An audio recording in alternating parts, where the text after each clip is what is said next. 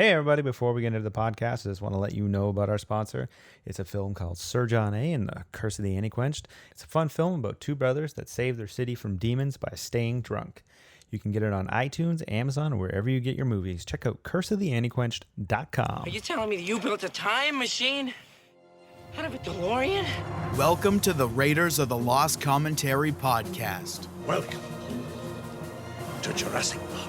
The unofficial commentary for your favorite Get to the chopper! and not so favorite films. The famous comedian Arnold Braunschweiger. Starring your hosts Adam and Matt. Can you dig it? Can you dig it? Start your movie in 3, 2, 1. All right, back on the podcast is Travis. Yay! And we're watching Sphere. So this is something you wanted to watch the last time we were podcasting, doing Primer. And so I never watched Sphere before. I honestly I didn't know anything about it. So I went in cold, not knowing anything other than the fact that you sort of hinted that they found something out of the water. I didn't want to give too much when we were away. chatting last. That's honestly the the best way to watch a absolute movie, best though, way right? Like, to watch a movie. do you think? No, it is. I love that. I love not knowing like anything about something. we- Like not even the genre. Sometimes, Okay. I mean, I had a hint that it was going to be sci-fi because Michael Crichton, but so often, we see trailers now and so much is spoiled, or you at least know there's something going on in the trailer where you're like, I haven't seen that shot yet. Yeah. So any minute now that's coming. So, you know what I mean? So it was actually a nice surprise. There's a bunch of movies that came out in the 80s, 90s, or even 70s that they slipped by the radar, just didn't watch them, didn't do anything. And I'm sort of rediscovering them now almost as what year new was this? films. 98, I think, Knowing right? nothing about them. 97 or 98? 98. And it's based Yeah, on the book by Michael 1998. Crichton, which was released in I guess- 87, I think. Yeah. Yeah. Also didn't realize that all these titles Yeah, they coming all got across this, here, like, all sphere, projected sort of Yeah, they're crudely using CC Sphere. spherized look. CC Sphere, yeah. After Effects. I don't know. I thought it was interesting, and there's a lot of any type of mystery sci-fi thing. I mean, we'll get into it as we're watching it, but it's just different. It's got a different feel, You don't know what the hell is going on, and a lot of sci-fi, a lot of mystery. I don't know. I just really dug this film, and I think it's because, like you said earlier, I think I probably originally went into it knowing nothing. I honestly do not remember when I saw it first, but I think it was probably not too long after it came out. To be honest, I feel like I saw this ages and ages ago, and I have a couple versions of it on DVD. So, while they were making this, apparently it took so long. Barry Levinson and Hoffman, and De Niro went off and made Wag the Dog, during production or post production, because apparently this was. I think it was while he was trying to secure funding for it to make. Yeah. Yeah, something along those lines. So I didn't realize this the first time through, but yeah, you know what? I feel Huey like Lewis I knew is the that at some helicopter point. pilot. And now that you mention it, I have to agree that I have to agree. I would have to agree. Yeah, I don't know what it because I don't know. He does that's what I meant. I guess now that you mentioned now it, I know, but that's Huey Lewis. I feel like I knew that, but maybe I didn't. I don't know. was it because normally you see Huey Lewis's mullet is being flaunted and he's singing about love and the power of it, but I don't know. Yeah. And I guess Queen Latifah's Apparently, in it too. Barry So, Levinson was going to get them to do some Fletcher? kind of duet for the end credits. Yeah, which would have been terrible. So I don't really know. dig It this might have been intro. good. Or All you're it seeing could is have been faces. We don't know anything about the movie yet. Like all you're getting is exposition, but not really. Like you don't really know what the hell's going on. Right? Yeah, you're just finding a bit of history about Hoffman's character.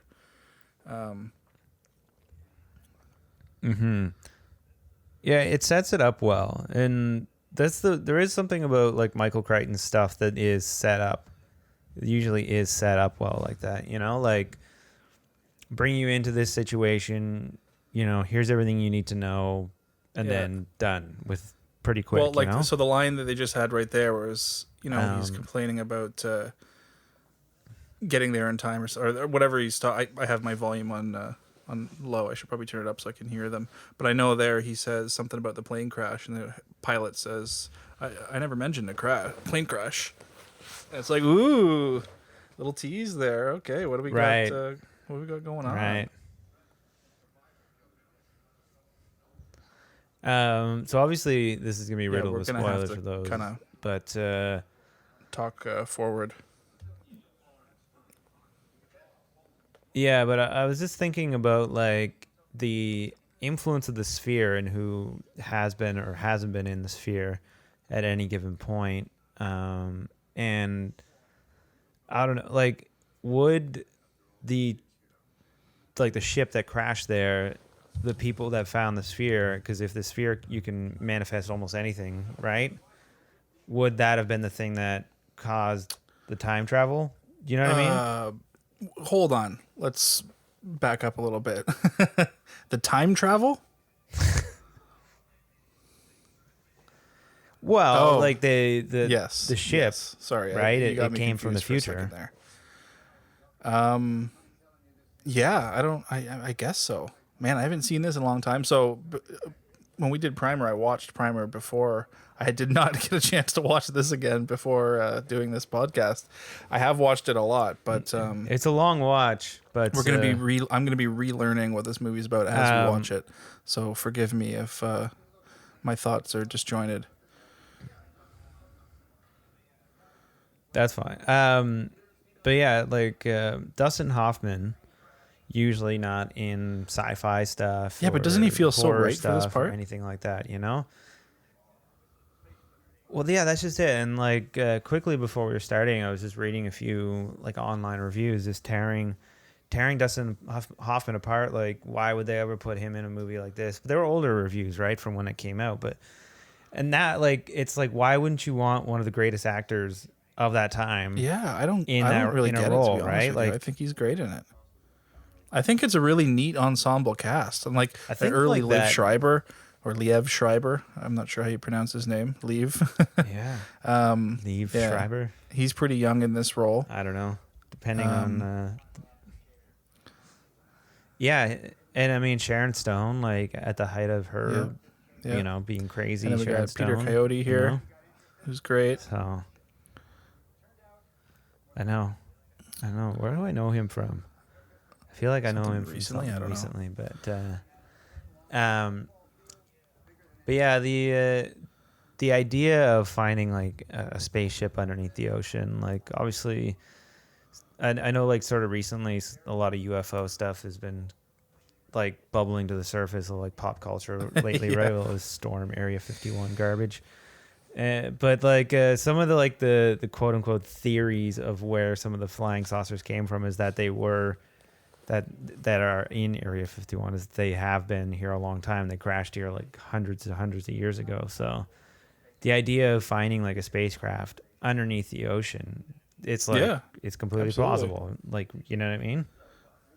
And the idea of that, or like it's still being on, I find that incredibly intriguing. So like, I don't know, like, and yeah, just the idea of it, like the massive scale of it, and yeah, it just could be there.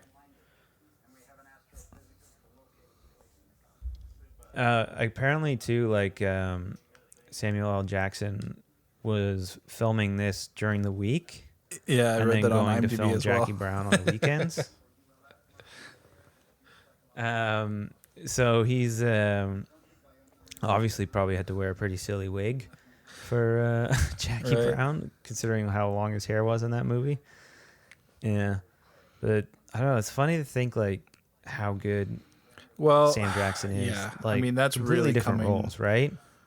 to be apparent now, I think, because he's really having this resurgence lately. I think, like, then again, he's never really went away. But I remember when Snakes on a Plane came out, and it was all like, "Oh, Sam Jackson's so crazy." And Yeah. I don't know, he did a few. That movie's great, though. Weird movies around that time. Like, was that around like Black Snake Moan, or was that? Is that the right movie? That might have been, yeah. Yeah, that's what I'm thinking of. I don't Is know that if the that one was with Christina at the same Ricci time. you're thinking of? But he's never really went away. But anyways, lately with the various Avengery movies and stuff, he's been, and then the Split movies, Shyamalan's stuff. Oh It's yeah, just, I haven't watched any of those yet. He's killing it. And then He's always Tarantino good. stuff. I mean, yeah, Tarantino's he's been in always everything. used him and used him to his full ability. But has I don't Hoffman think ever so. been in a Could be Tarantino wrong, film? I though. don't think so, eh? No. That's who we need in a Tarantino I like film, this line. I've always Sam. liked this line that Sharon Stone has here. I'm just trying to wait for it so I don't give it away. But talking about having a scar, and the guy says, "Were you drinking?" And she's like, "Yeah, but I wasn't driving." Just a simple little line, but it's like, yeah, touche. Yeah. Yeah, and it implies that, well, it's kind of like foreshadowing. Yeah, there you a go. bit Car for accident. later, right? Were you 'Cause drinking? Yeah. Doesn't Yeah. I don't know. I've always liked that line. It's just a little simple line. It's a good line. There's like simple lines like Well, that. this has a lot of in movies, conversational though, right? stuff. Like, I think the writing, the dialogue between the characters gives a lot of development in the movie, like the relationships, because they're trying to establish the past Yeah. relationship with Sharon Stone and Dustin Hoffman, and like no one's really coming out right and saying what happened for a while, right, and then hear the whole report. right. Yeah, I know that it's all just like made up and whatever, which is, I think that's like a smart thing, like story wise, because it leaves you room for error and for these Still- people to be yeah, sort still of learning in as- danger in as a way. they're Like going it gives and not that's being- the rub. The aficionados that Peter Coyote thinks they are. You know, like throughout the whole movie, he's constantly like reprimanding Norman for not knowing certain things. It's like, dude, this guy's just a shrink that you put underwater because he wrote some bogus report. Yeah. How can anyone be an authority on Yeah. First Contact or whatever? This guy's great too. This guy is First contact with aliens? assistant director or the director in later X-Files seasons.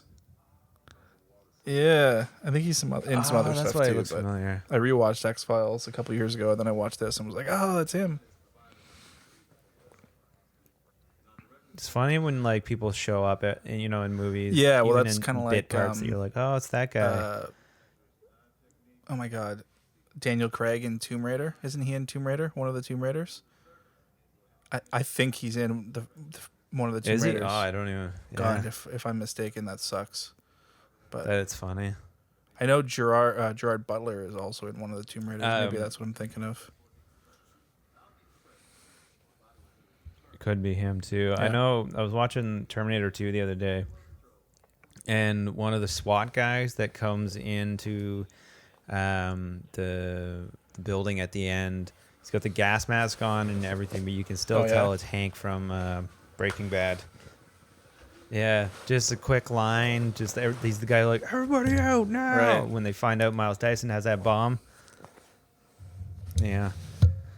And then he didn't blow up, actually, and he went on to create vacuums. So Okay, it keep worked out talking for a minute. I'm adjusting my mic. Okay, it'll sound good, I'm sure. The submarine stuff is pretty cool too. It creates like a sense of like claustrophobia, and I sort of dig that idea of just making the world small. Yeah, well, as big of the scope as it is, like you were saying earlier on, like the tight shots in the helicopter, and then we're on this boat, and it's still kind of tight shots, but these are kind of big environments. But we're entering these. Yeah, big well, they're environments establishing this in like the tightest way isolation and possible. everything with this stress reactions. Samuel Jackson tapping his feet. No, I have not. Did you know these are Have you ever models, been in a by the way? submarine before? Yeah. They look like models, like not in a so bad they way. did the, you know, um, but The they look station good. or the ship that they're about to pass, and the station that they dock with, they were all 1/6 scale models. Like there is like something to that, and like I know we talk about this a lot, but just models do look good, and CG does look good too. Like now, but it's just like models had a look, and CG has a look, and it's like whatever's best for. Okay, the so time I know or- this is or a little bit off budget or topic, but whatever, on that note, I watched the new Dark Crystal recently. I binged the crap out of it on Netflix. And yeah. God, there's just it kind of reminded me how fun it was to watch practical spectacle. You know, movies that were you were seeing real stuff. Like I know they had CG in it, and but they used it so perfectly. They only used CG when they really needed to. But for the most part, everything was practical, and it's just you're watching it and you're having those questions again, like how did they do that? Holy crap, how did they do that? But we've kind of lost that these days because they can just do anything, especially with these huge tentpole superhero movies where aliens are destroying the planet and. I mean, we've just seen everything, so nothing blows us away anymore. But it was really interesting the way my brain. It's tough to blow. Yeah. You know, knew that it was practical and then could start being wondered again. You know. Yeah. So this is these model shots that you're talking about, Yeah. 1/6 models. It helps that they're underwater. I think you get away with a bit of whatever, and just also seeing some of their it view. just through the porthole window. I dig you know, this just score seeing a tiny too. bit of it This goes is hard a long to way. find. Like I was telling you when I suggested this film, it's kind of become an obscure film. Where did you find it? Well, it tanked at the Yeah, box you're watching. office. Did you just download a copy or? Where did I find it? I found it various places on the internet. I'm not Okay, I'm but willing not to, streaming disclose. legally. Yeah, I know exactly. No, it's not on Amazon. It's not on Amazon or iTunes. Like you got to Is get it it even on. on You got to get iTunes? it on like iTunes. I think. Oh, I thought it was. Well, it could be, maybe I'm but wrong. Maybe I got it on something else. I remember having trouble. trying to Well, incriminate it's not me. like you weren't willing to. It's like I can't find this damn film anywhere. I really want to watch it. Yeah, honestly, like I tried to look up some special features and stuff on it too, and I couldn't find much. And a lot of the So on the info on it on the isn't DVD, as, there's a bit of a as out making there, of. but I think it might just be the visual effects of Sphere or something. I'm not sure. oh, that's interesting. Whoops. That is something like so everything's like, well, at least for me now, like on my iPad or whatever, and I do sort of miss the DVD setup, and I do think there's a world out there for Netflix or Disney or whoever, some new streaming Well, service iTunes to have does, like a right? bonus And feature style.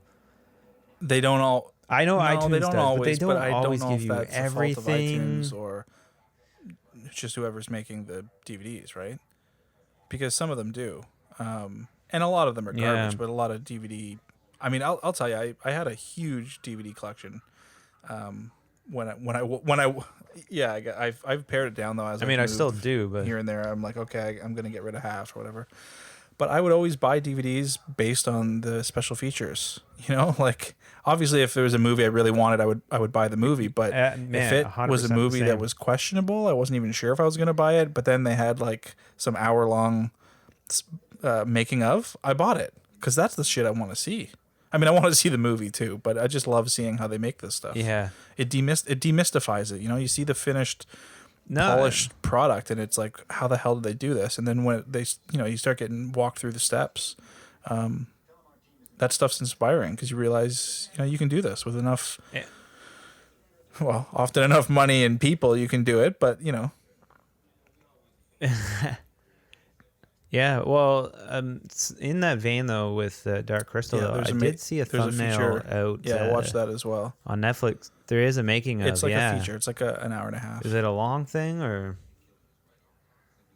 Yeah, and I think like that's awesome, and I don't. I wish there was more of that on streaming services, and like if they put, because like, what does it matter if like they have Sphere on Netflix and you can watch it with commentary, or you can watch it with, or you can watch them behind the scenes or something like that. So like the stuff that gets released on that iTunes content's just that does sitting have it somewhere. It feels just like a DVD of old. You have the same menus. You can put commentary on and all that, and it's great. But I agree with you that it should just be more often. The other problem is release dates. Sometimes a movie will get released on iTunes, and I'm like, oh, I'm going to buy it. And then it's just the movie. And then months later, there's like some new fucking version that has all this behind the scenes stuff. But I'm like, I'm not paying for this again to have two versions on iTunes. I know. I get butthurt by that too. Or like there was one of the Avengers movies. You could buy the special edition on iTunes, and you got some of the behind the scenes, but they didn't tell you that. And then my sister bought the full Blu-ray thing, and there's like tons of extra shit on there. All the behind the scenes, guys. Yeah, like what does it matter? I've already bought what are like your thoughts 4 tickets to this. Like, come on. Oh, sorry. Just again, I love this score. Who did this score? Elliot Goldenthal, I think. I believe it was him. Is that who? It's got that perfect amount of great. like mystery in it, sci-fi mystery. I was gonna ask, what do you think of having the title cards, like the spaceship, the monster? It's weird, right? How many are there? There's like 5. Like, is it like 5 acts? It is strange. Is there more than that? We should have counted. I don't think exactly so, remember. yeah. I know there's more than 3, but we should have counted earlier. I think we're at 2 now, right? I don't like. I mean, I don't hate it. I thought it was kind of interesting, but it is like in that time of. Like it is during the time of like Pulp Fiction. You know what this and Jackie reminds Brown, me of? right? Sorry, just to interject. So, obviously, any underwater base movie is going to remind you, if you've seen it, of The Abyss, James Cameron's The Abyss. Yes. Oh, yeah. I was going to say 20,000 Leagues. Okay, the suits they're wearing are very 20,000 Leagues. But just like the whole production underwater stuff, because I was just going to ask, is all this underwater stuff actually underwater? I don't remember. I feel like a lot of it is faked, but I know they did shoot in tanks, so I know a lot of it is like real. They're not. But I think some of the standing around stuff is faked underwater. Like maybe this part is faked. I don't know. Oh, they're just like the walking on the I feel like that's hard to fake, like with they look kind of real. I think they might have tanks. I think I read somewhere online. They definitely had water they tanks. did like a warehouse I think filmed. some of it was faked. Well, keep an eye out for stuff that looks like it could be faked. I know they didn't go out on the ocean for anything. Like they shot it all like on studio, because this was just after Waterworld.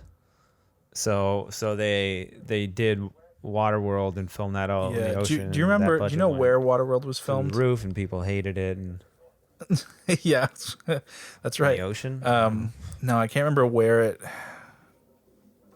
country it was. Yeah, but so I guess the anecdote I'm thinking of is that they used all the metal that was available like in the country. So when they needed more, they had to actually fly in like metal. They literally, because they built that whole floating city thing in the ocean. Yeah. That is I love these airlocks, man. I love these like these wet when I locks watch or dry docks or whatever the hell you call them. They called it an umbilical or something. They the process of it though, they show this part of the movie. Yeah, it takes but that's what they're doing. They're building the ship. But like it seems like they go through a lot faster. Oh, you mean later on continuing. when they go in and out? Yeah, well, I guess they just... Yeah. Yeah. They filmed in Yeah, okay, Hawaii well, apparently they used for all the metal in Hawaii. Waterworld.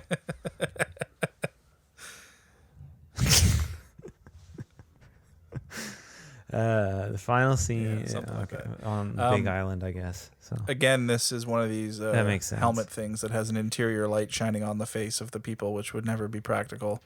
But but you got to see the actors. No, Who's going to be it the would first never- movie it would to never just have work. it dark and you can't see anything?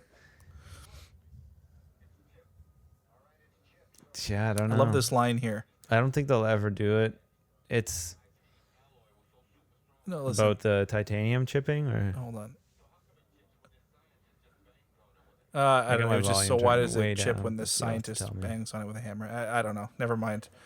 Just the way he says it. When this scientist bangs on it with a hammer. this scientist. Who did the screenplay? I Was that, don't just, know, actually.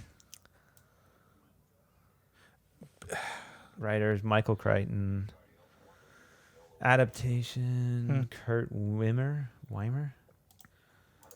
There's two other people that are credited with, because I know like Crichton, Kurt Weimer, Steve Hauser, Paul. It's nobody that crazy. Sorry to crazy, just but, put down your careers there, whoever. I don't know who you are. What else has this guy done? Well, Probably it's- just other stuff. so Barry He's Levinson done did some stuff.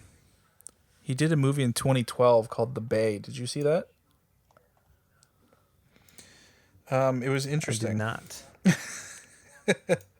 Chaos breaks out in a small Tell me about Maryland it. Tell me town about after it. an ecological disaster occurs. It was kind of, I think, if I remember correctly, it was kind of like a found footage style, or not found footage, but it could have been. God, I don't actually remember. Oh yeah, found footage film. It was like an ecological disaster. Some creatures from the ocean or something were starting to like kill people or something. It was pretty interesting, but I mean, nobody saw it. It didn't really get covered.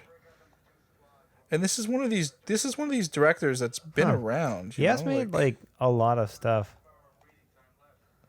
Well, yeah. Well, obviously, Men in Black, right? That's Was Barry Barry Levinson, Levinson isn't Men in it? Black? Maybe not. I know he's done like I don't think obviously he's- Rain Man's the big one he did. Men in Black. He didn't direct that, anyways. Who am I thinking? Maybe of? he was involved. But yeah, I know what you mean. He is a guy that like just has made stuff, a lot of stuff over the Sleepers. years. Toys. I gotta watch Toys again. I haven't seen that in ages. Yeah. I was just watching something with Robin Williams in it last night. Oh, he did Young Awakenings. Have you ever seen that? No, that's funny you mentioned And that. Though. I was Robert in a De Niro? bookstore today and I saw Awakenings, the novel. That was today, though. The novel. Yeah. I don't know. It's a Penny Marshall's film, so it's like, it's, I don't know, sad and whatever, you know, how she makes her stuff. I like these. I don't know if this is CG or set extension, like forced perspective. Which but part? I like a lot of this stuff. The The production elevator? design of the actual ship Yeah. is pretty cool. I think Just that was all- the elevator shaft. A lot of the sets were virtual sets. They did shoot a lot of it on green screen. But like, yeah, I don't know. Yeah, it's production interesting design because they and of the ship really and all don't that, show you like- much, eh? It keeps you very They just show you what you need unaware to see and of like, what the hell this thing actually is. You're kind of in that initial hallway where they see the trash can, Yeah. or that's this part right here, and then the cockpit, But or yeah, yeah, the like- bridge, and the elevator, and that's it. And then like the sphere hangar, which is kind of a weird nondescript, massive area. So yeah, that's where they find the trash bin. And the dead Basura. guy. Yeah. That I'll be honest, man. Like, cause a lot of times now when I watch movies, like I watch them with headphones on and in bed, right? And that fucking got me. That dead guy thing, like that jump scare. Yeah. Yeah. Usually, like now it's like most horror stuff, I don't know. I see it coming. You see it coming like a mile away, you know? Yeah. But Well, a lot of times you have the lead in too, like so that you know a jump is about to happen. yeah, exactly. You start getting the violin swing. Blah. Yeah, exactly. But this one wasn't. This one was out of nowhere. just a good old A good old fashioned shring, exactly. swing. Exactly. I like the idea though, like this, like, oh, it's not from space, it's from the future and all that.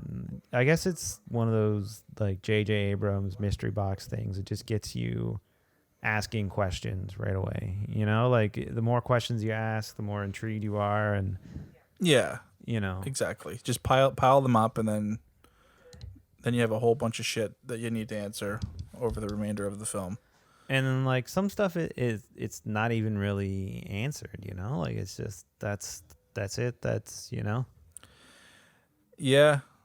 Because like What's interesting is what the movie's implying about this ship that flew into a black hole and crash landed on Earth 300 years ago. Where's that movie? right? I want to see that, and I think that's a good thing for this movie.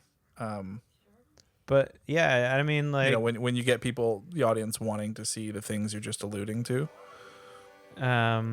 There's a lot of Michael Crichton stuff, obviously, that has been, Oh my God, is it? Did we just find a link between Interstellar and Sphere? I think, yeah, that is. Is this the ship from Interstellar? Anyways. You could blend them together, Yeah. But yeah, like how much they've I don't know, expanded the Westworld, into what 3 seasons of television now from that original movie or book, Yeah. Well, that's what we're good at these days is expanding things at the moment. We're not good at original ideas, but we are taking old stuff and making them all pretty cool. I'll give them that. Yeah, I mean, well, I love this split. This I can't remember how this effect is done, but I can't remember what it's called.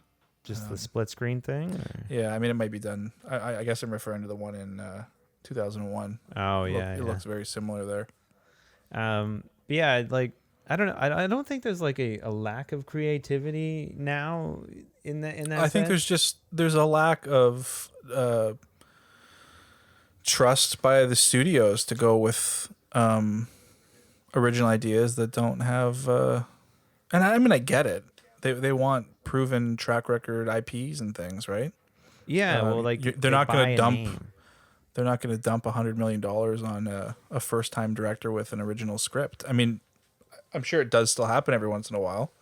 But yeah, it doesn't happen like it used to. Or I think it's easier for writers. And if you're a writer listening, I don't mean that it's easy for you. What I'm saying is that it's probably easier for someone to write something that gets produced into a $100 million movie because they can still attach talent and known directors to that thing you wrote. So just because you're a first time, but I think to be a first time director to make something huge and get something huge that's an original idea, that's going to be tough. Yeah, and it is tough now. Just you could never make like this sci-fi thing now. Don't look at the Sphere here. Sorry to keep cutting you off. I just want to look at the warehouse. So that's all virtual set, but like that could be a Google image that you put out of focus these days. You know what I mean? Yeah, no, it's true. You really can't. The background doesn't look that good. No, it doesn't. It looks strange. Well, and the focus on green focus screen. is flat. It doesn't look like it's a tier. Like, it doesn't look like there's depth to it. But maybe because it's also non-moving. Like it the looks like not moving. It's just like. It looks like a matte. It looks like a matte painting behind it. Yeah, it doesn't look that great, but the Sphere looks cool as hell. The Sphere looks what? It looks cool. Yeah, it's Apparently, interesting. But in like the script, I guess in the book, and then moving into production, they were told straight up the Sphere is 100% chrome. That's it. It's like a chrome sphere. No, we're not changing that. But when they started testing things, 100% chrome, like, I mean, you know this in using 3D software, like in Cinema 4D, you make a sphere and you add a chrome texture to it. It's just 100% reflective. And if you have a 100% reflective thing in a dark room, then it's just 100% black. Yeah. It's black. So they Yeah. were finding that they weren't getting the right look. So they ended up doing this gold undulating sort of thing. And I think it looks kind of cool. Yeah, I agree. I think now with how complicated CGI's got, they would just figure out a way to make it look chromy, you know? I like this conversation here where they're like, all right, let's get some exposition. Let's give the people who don't know what we're talking about the definitions. Yeah. I Like black hole. We know what a black hole is, and you don't know? Right, yeah. Hoffman, I don't know what a black hole is. Really? Maybe times were a little bit different in 98. I mean, everybody knows now, but is that just from we've used it enough in popular media now? Well, like, And a black hole is like old news, right? Well, 1998 it might not have been, you know? Well, I mean, that's kind of what I'm saying. Maybe it wasn't as prevalent Yeah. in popular media. I also like this communication thing with like he has that in his like Just quarters. like a printer. Yeah, Yeah. like the communication with the outside world and all that. But it does sort of remind me of like Aliens, how they would get, you know, is it Alien or Aliens? They'd get communication sort of similar like that, you know, like one guy would be getting all the information. Well, in Alien, they had the captain. Oh my God, what's his name, man? In the movie, what's the character's name? I forget. Dallas? Yeah, Dallas. something like that. Dallas would go into and talk to Mother, right? Yeah, And then he would get those. those printouts. Yeah. Well, no, it was on the screen, which is like a one-line thing, wasn't Yeah. it? Something Could like be that. mistaken. But I just I like the idea of that like, singular character getting this information, and I did sort of think they were gonna go like the route of like him not giving all the information, you know. But Yeah, they're kind of setting his character up to be that sort of untrustworthy government kind of dude, you know, But need to know. it never ends up being that way 100%. No, not 100%.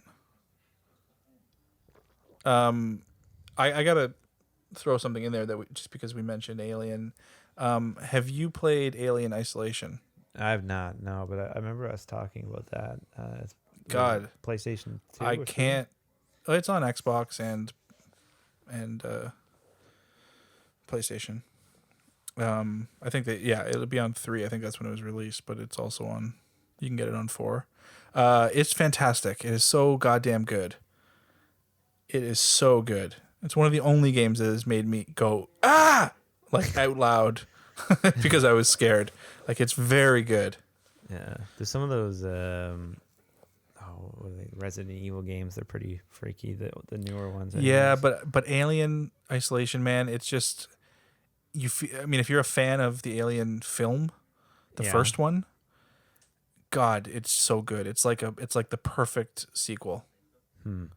I'm gonna It's have to fantastic. check that out. Yeah, it's See so if that's good, on man. PlayStation Network. Yeah, and it's not like a shoot 'em up. It's like you're just hiding from the goddamn alien, pretty much. But you do a lot of fun things while you're doing that. Is this the scene where Sam Jackson says like we're gonna die down here kind of thing? Like because Yeah, I think he says it right here when he crawls in.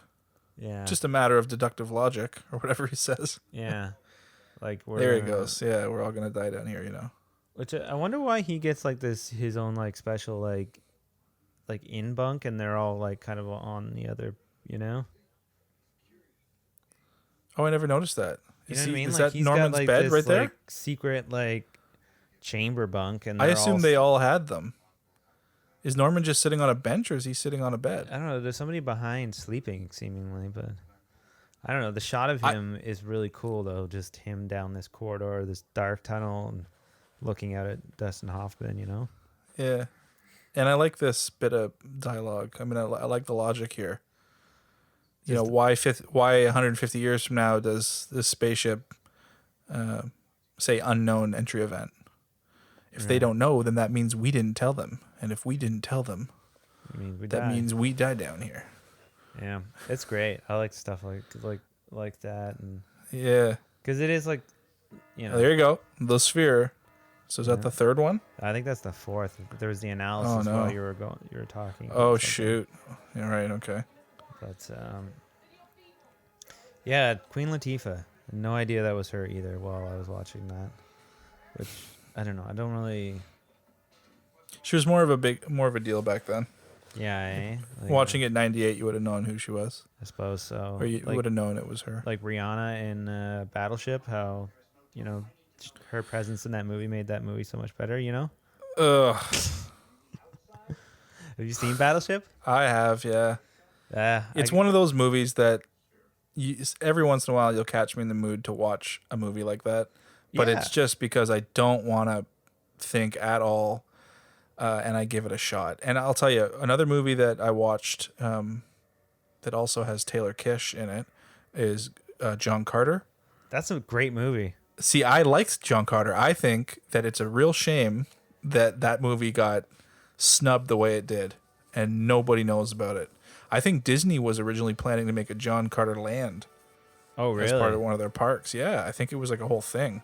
And then it's just like, no, this didn't do well. It's like, you guys just didn't give it a shot. I don't know. Was it the marketing or? I don't know. Like, I liked John Carter. I thought Man. it was cool, man. yeah, we went, like, my sister and brother-in-law, we all went to see it when it came out, and we all loved it. We thought it was amazing, but it like tanked super hard at the box office, and Yeah. but I could Maybe tell it- like maybe- the trailer maybe wasn't when that it- well done, and Yeah, I think that the marketing, right? yeah, You're billing it. Did it come out when something similar was coming out? Like, they also I changed don't the name, remember. right? Like, because the title of the book is like Princess of Mars or something like that, right? right.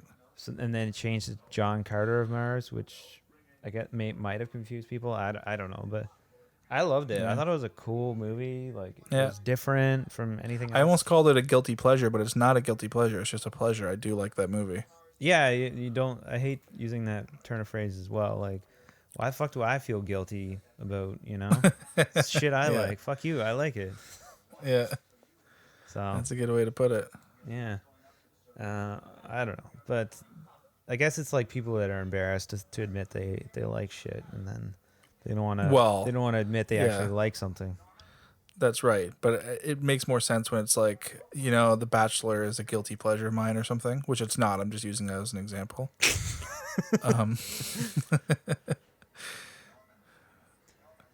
Yeah, I mean, fair enough. So, is there ever any explanation as to why Sam Jackson's character decides to go in the sphere? Because he said, damn, I want to get in that sphere. I guess that's just it. That's it. Or he Well, realizes. listen, they're trying to make this. The sphere is intriguing. Like, what the hell is this thing? Yeah. Eh? And think about it. You'd be like, there's no seams. It reflects it chooses what it wants to reflect. What is this, right? You just want to know more about it. But is it the fact that he hasn't been in the sphere yet means he's not controlled by it yet? So he just really carelessly left the goddamn ship to go into the sphere. Like, he made that decision. It wasn't controlling him yet. You know what I mean? Oh, I see. What you're That's a saying. real careless decision. And see, here, Dustin Hoffman, spoiler alert, he goes into the sphere here, but he just doesn't know it, right? Like, later they come back to this, and this is when he would have went into it.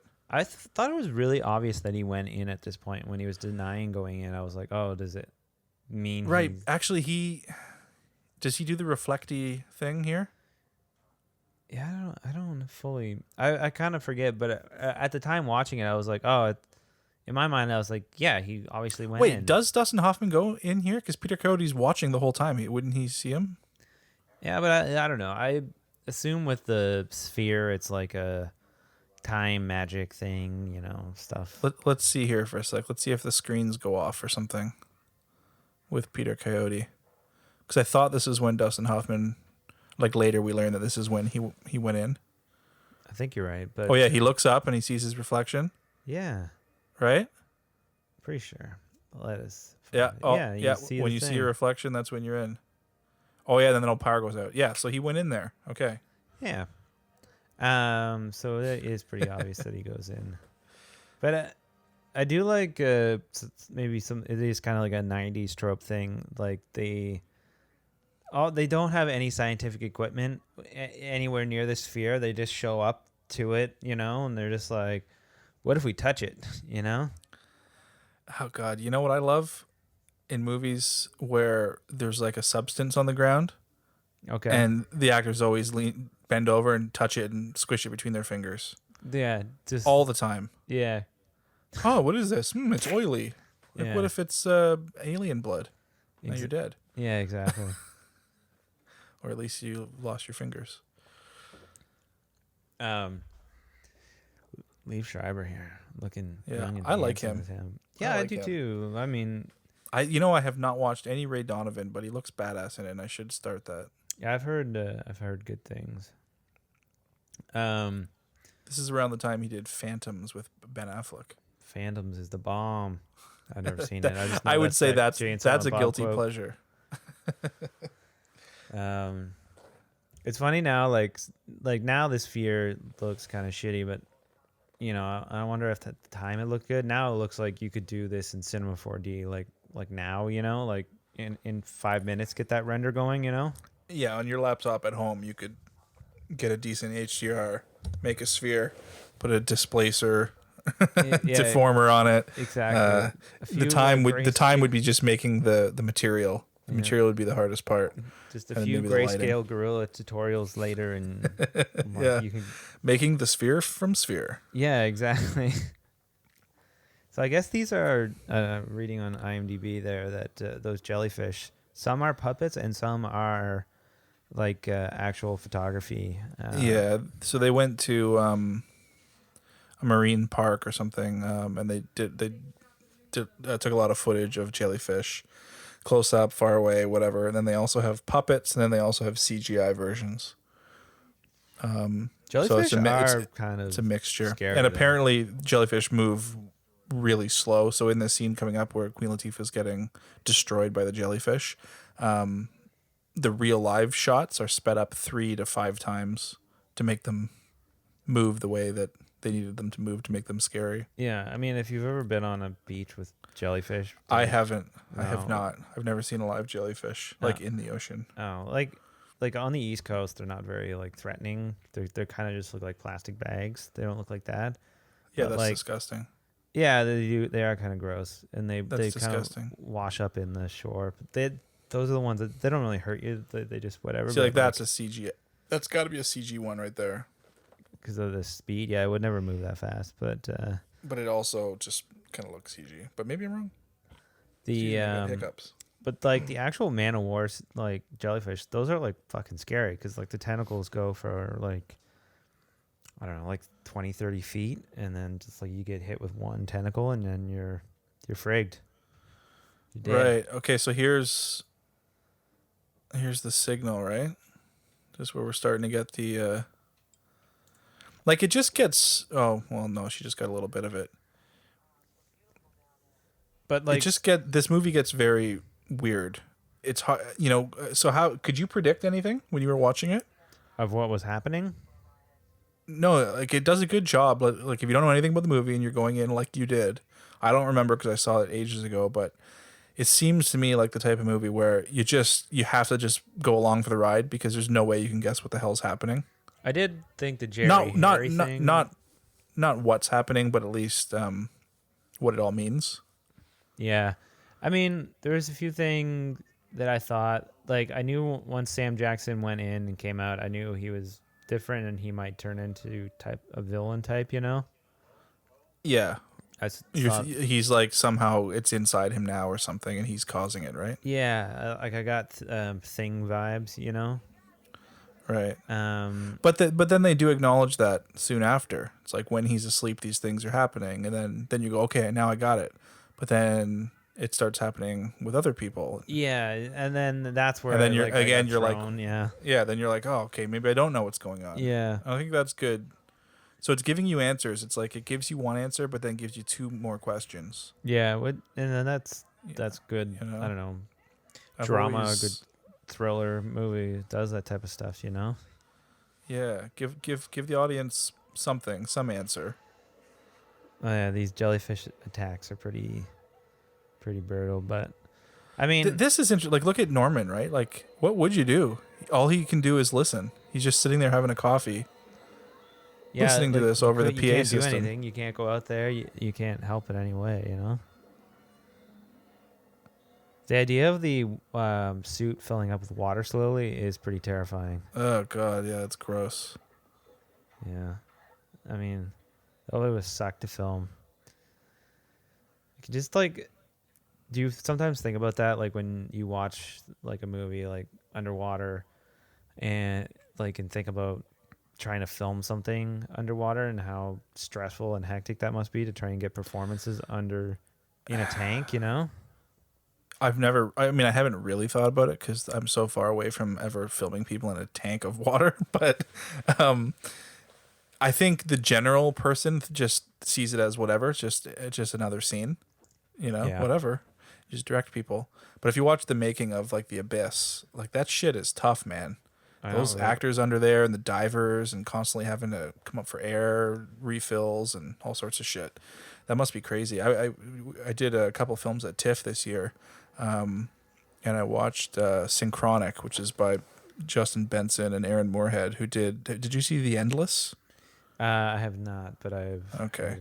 Well, I followed a few of their films. They're still pretty indie, but they got some cool stuff going on. Anyways, they were asked by one of the audience members if they had anything that had to get cut from the script, like while they were shooting.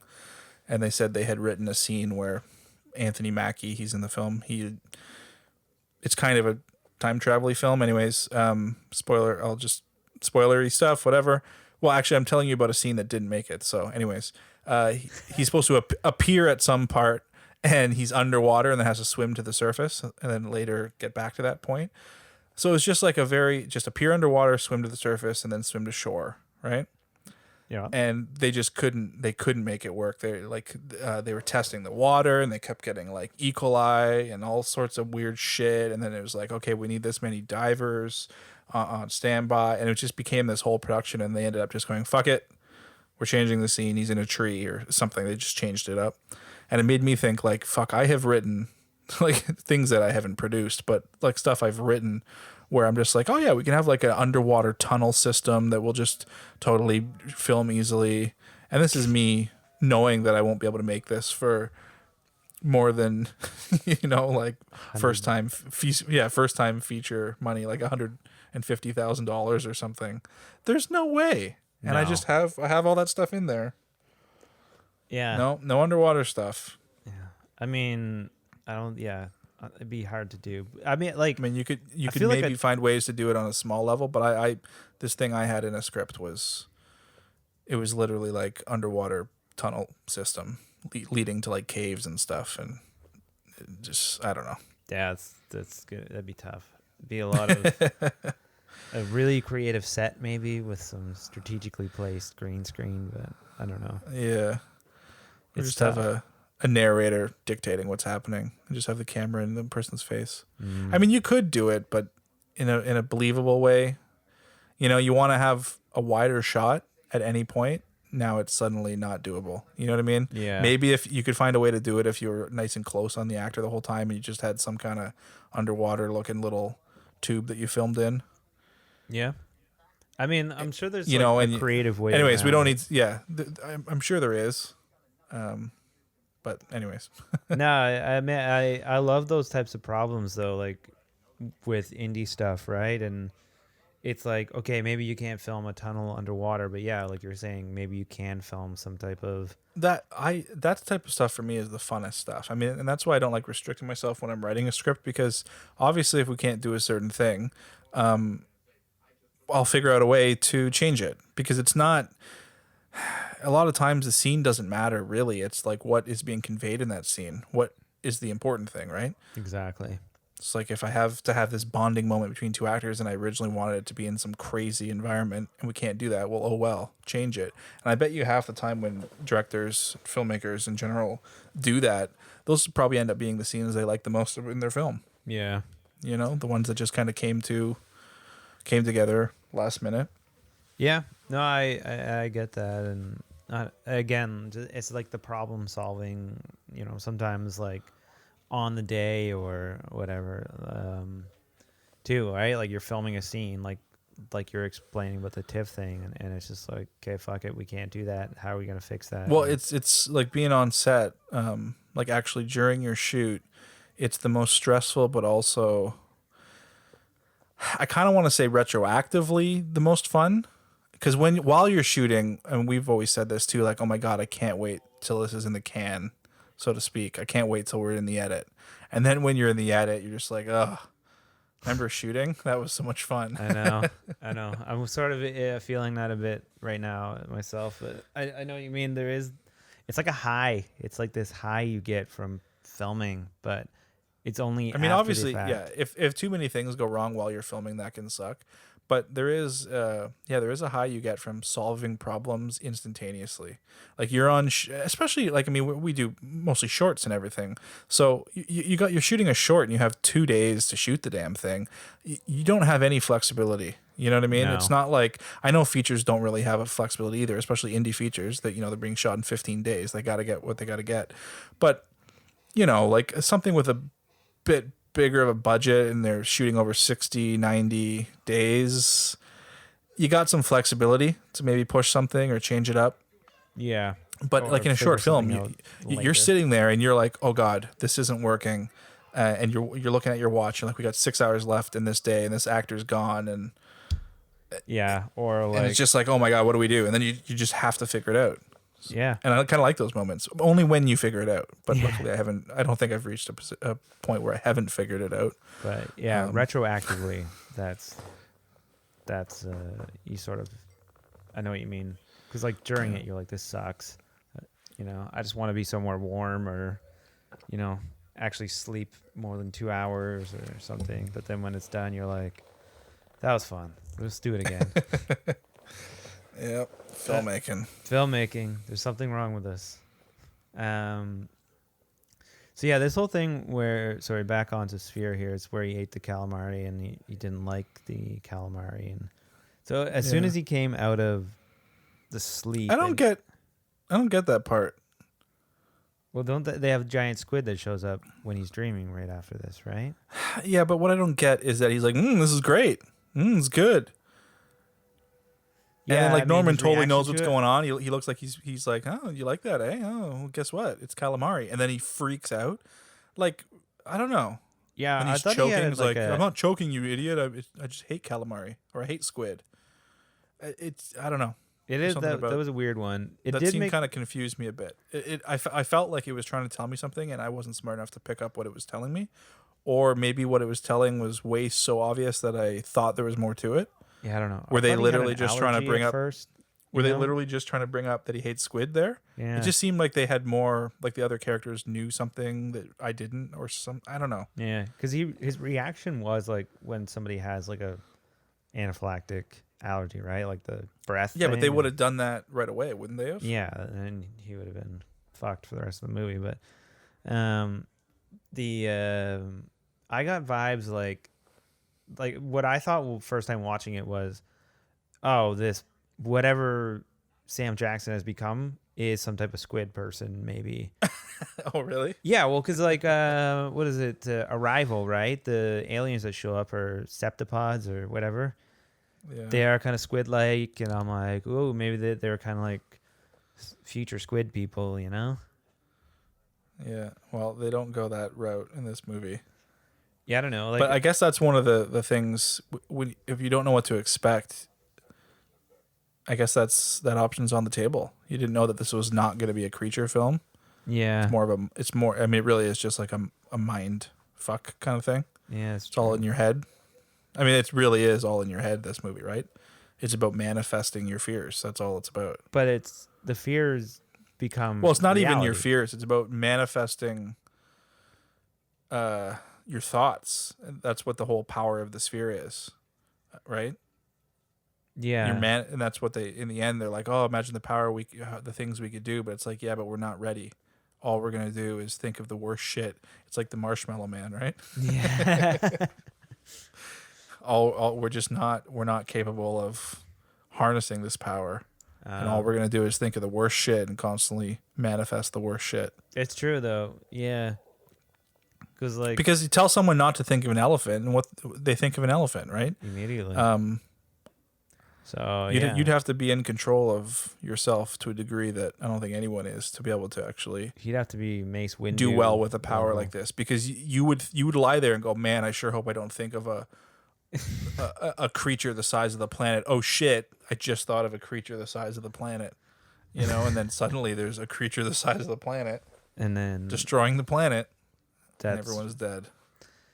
Yeah, it is an interesting thing. Yeah, they don't have the power, but like, I think what's makes this like this film work so well is that it keeps it in this tiny isolated world, though. Because if they found it in the desert or whatever, you know what I mean, or buried underneath the city, yeah, I think that's smart. The destruction level that could happen is so much bigger, It's not just I mean, I've never read the book, so maybe the book expands upon certain things. I don't know, but I imagine it all takes place underwater as well.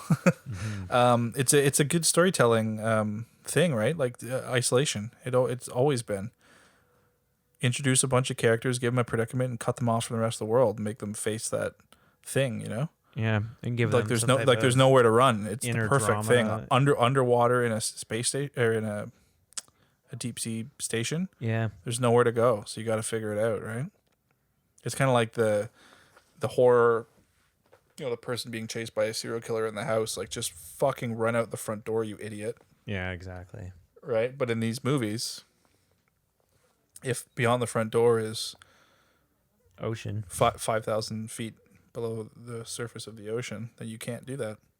I gotta say too, the idea of a computer just typing and talking, and you don't know where that's coming from, I find that super, I don't know, spooky, creepy, intriguing. Yeah, little Ghost in the Machine. Ghost in the Machine. There was like a movie, like a smaller indie thing that came on Netflix or recently that had what's his name? Filch. Was it await further instructions? Yeah. Or something? You told me about that, and I still have it on my list. I keep looking at it, and I haven't dug in yet. So essentially, just they go for. Well, don't tell me too much because I am gonna watch it. I'll tell you, like, it's like the trailer, like synopsis or whatever. But like they go to like a Christmas thing at a parent's house, and they wake up and the house is covered, and the TV is giving them instructions essentially. Right. Okay. And like there's TV saying it's like some type of attack. And, and it's just them trapped in the house. Well, follow the White Rabbit. I know that was Trinity, but yeah, exactly. Getting instructions on a screen, right? And it just implies a lot, like who, why, what the hell is going on here? Yeah, but it's also like a super dumbed down, easy to understand way to communicate. Just text on a screen, right? Yeah, and I mean, I did it in a short, right? Like getting creepy messages and stuff in a short sort of recently. But like the idea of it is kind of interesting, the interface of technology and just getting instructions. You know what? I wanted to bring that up. This movie, I think, does a good job with the technology, with screens. That's a good point. I think this stuff actually works. They're not showing enough of anything that it seems dated.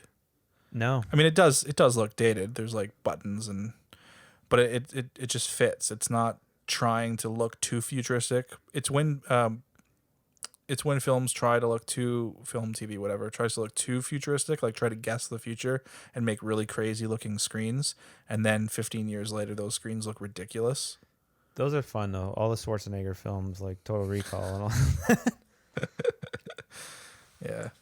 No, I know what they you get mean. dated. This doesn't feel dated. No, I know what you mean. It doesn't feel dated. There's a fine line, like between having a style to something, like Alien, yeah, or 2001, but it is dated, but not in a bad way, Well, it's dated because it's like very analog and stuff, but that's not a bad way. I mean, here they're showing screens, but they're just like weather patterns, and I don't know. Just I thought that was something that stood out to me. It doesn't, the technology isn't dating it for me. No, yeah, I get like that. This movie could come out now, and I would just be like, oh, that's what technology on deep sea stations looks like. you know? No, there'd be a bunch of Maybe. like floating screens and people interacting with those screens, and that's Yeah, like like the Like if you had Prometheus level stuff. holographic stuff. Yeah, I mean that is something now. Like now, every movie needs some type of futuristic screen, right? Now it's not even screens. Now we're getting all this floaty holographic type stuff, right? Yeah, which is Movies that are coming out now, it's like, which is a representation of real life. We're starting to do things like that as well. no, that's true. But I guess there is like a fatigue to some of this, like graphics. Yeah, of- I know. of- Because we can do so much now. Everything's so believable. It's tough. It's like the Iron Man HUD in 2007 or whatever was pretty impressive at the time. Until it became a video co-pilot to Yeah, and a everyone, tutorial, and it was like, oh yeah, and you start understanding it, and then they go nuts with it. Yeah, I don't know. I don't want to shit on stuff. There's just something. Yeah, there's something fatiguing about it. No, I'm not shitting on it, but I guess it's become fatigue. It's become like I don't know, like a bit of a crutch or something. I don't know. I guess in a way I'm sort of agreeing with you, like about the technology of this film, that I dig it, you know, like how they portray it, but because at the end of the day, Well, it doesn't I matter. think- Yeah, I don't know. I think we're really good at projecting what the future might look like now. I don't know. I feel like we're getting a lot better at it. And like, you know, okay, so like take an iPhone back to 1920 and show someone an iPhone, they'd have a heart attack, right? They might lock you up, yeah. But I think if you took something 90 years well, I guess now 100 years from our future and showed us it, well, maybe we would have the same reaction. 100 years is a long fucking time. Yeah, there would be something like that would. But then that again, could blow like your 100 mind, years maybe. from now, let's say we have like fully synthetic human beings. In 100 years, that wouldn't blow my mind though. I would just go, "Whoa, are you serious? Yeah, I'd be like, you're finally. synthetic, crazy." Like, what could blow your mind? I mean, I guess that's the point. You can't really think of it until someone If you comes up with it. if like a version of you showed up from the Yeah, it would have future. to be some sort of like temporal control and some kind of visualizing the fourth dimension or something, which would just blow your mind. Yeah, I don't know. yeah, and they could show you like, I mean, fourth dimension like time, like they open it up and they show you like, you know, forwards and backwards right away, you know. Yeah, I guess. I don't know, man. Would that still blow your mind the same, though? Because we've seen all that shit in movies. Like, we have pretty good visualizations of that stuff. Yeah, that's true. I don't know. This is creepy, eh? Like all the eggs falling. The eggs falling is pretty creepy. But to play a little bit of devil's advocate, though, about going back to the 20s with an iPhone, I mean, I don't know, like, would they be that freaked out? Like, they had I don't a lot know. of, Maybe not. like, you think about, Well, okay, so let's go back to before there was any sort of displays. okay. Okay, so like I don't know, some like late 1800s. It's not that long ago. No. And you show them a fucking iPhone. Yeah. Like they don't even know what a movie is. They don't know what anything is. Yeah, it's true. You know, like they barely know what pictures are at that point. They got to sit still for 10 minutes to get a picture taken. I don't know. I'm exaggerating, but That would be a YouTube channel, like time travelers go to 1800s to show 1800s people videos on YouTube and their reactions to it, you know? yeah. Watch this It's guy like, from 18. it's like third graders react to Bohemian Rhapsody. Yeah. It's 1860s people react to iPhone 12. Yeah, react to Two Girls, One Cup, you know? Oh, yeah. I still haven't seen that. Thank God. No, you're lucky. You're one of the lucky ones. Yeah, these weird Yeah. egg things are really freaky. I love this radar image of Yeah, slow reveal of the the monster. tail of that thing. Yeah. And the book he is reading is 20,000 Leagues, right? Yeah. Yeah. And he can't get past page 127 or The something. book or- thing, I really love the book thing.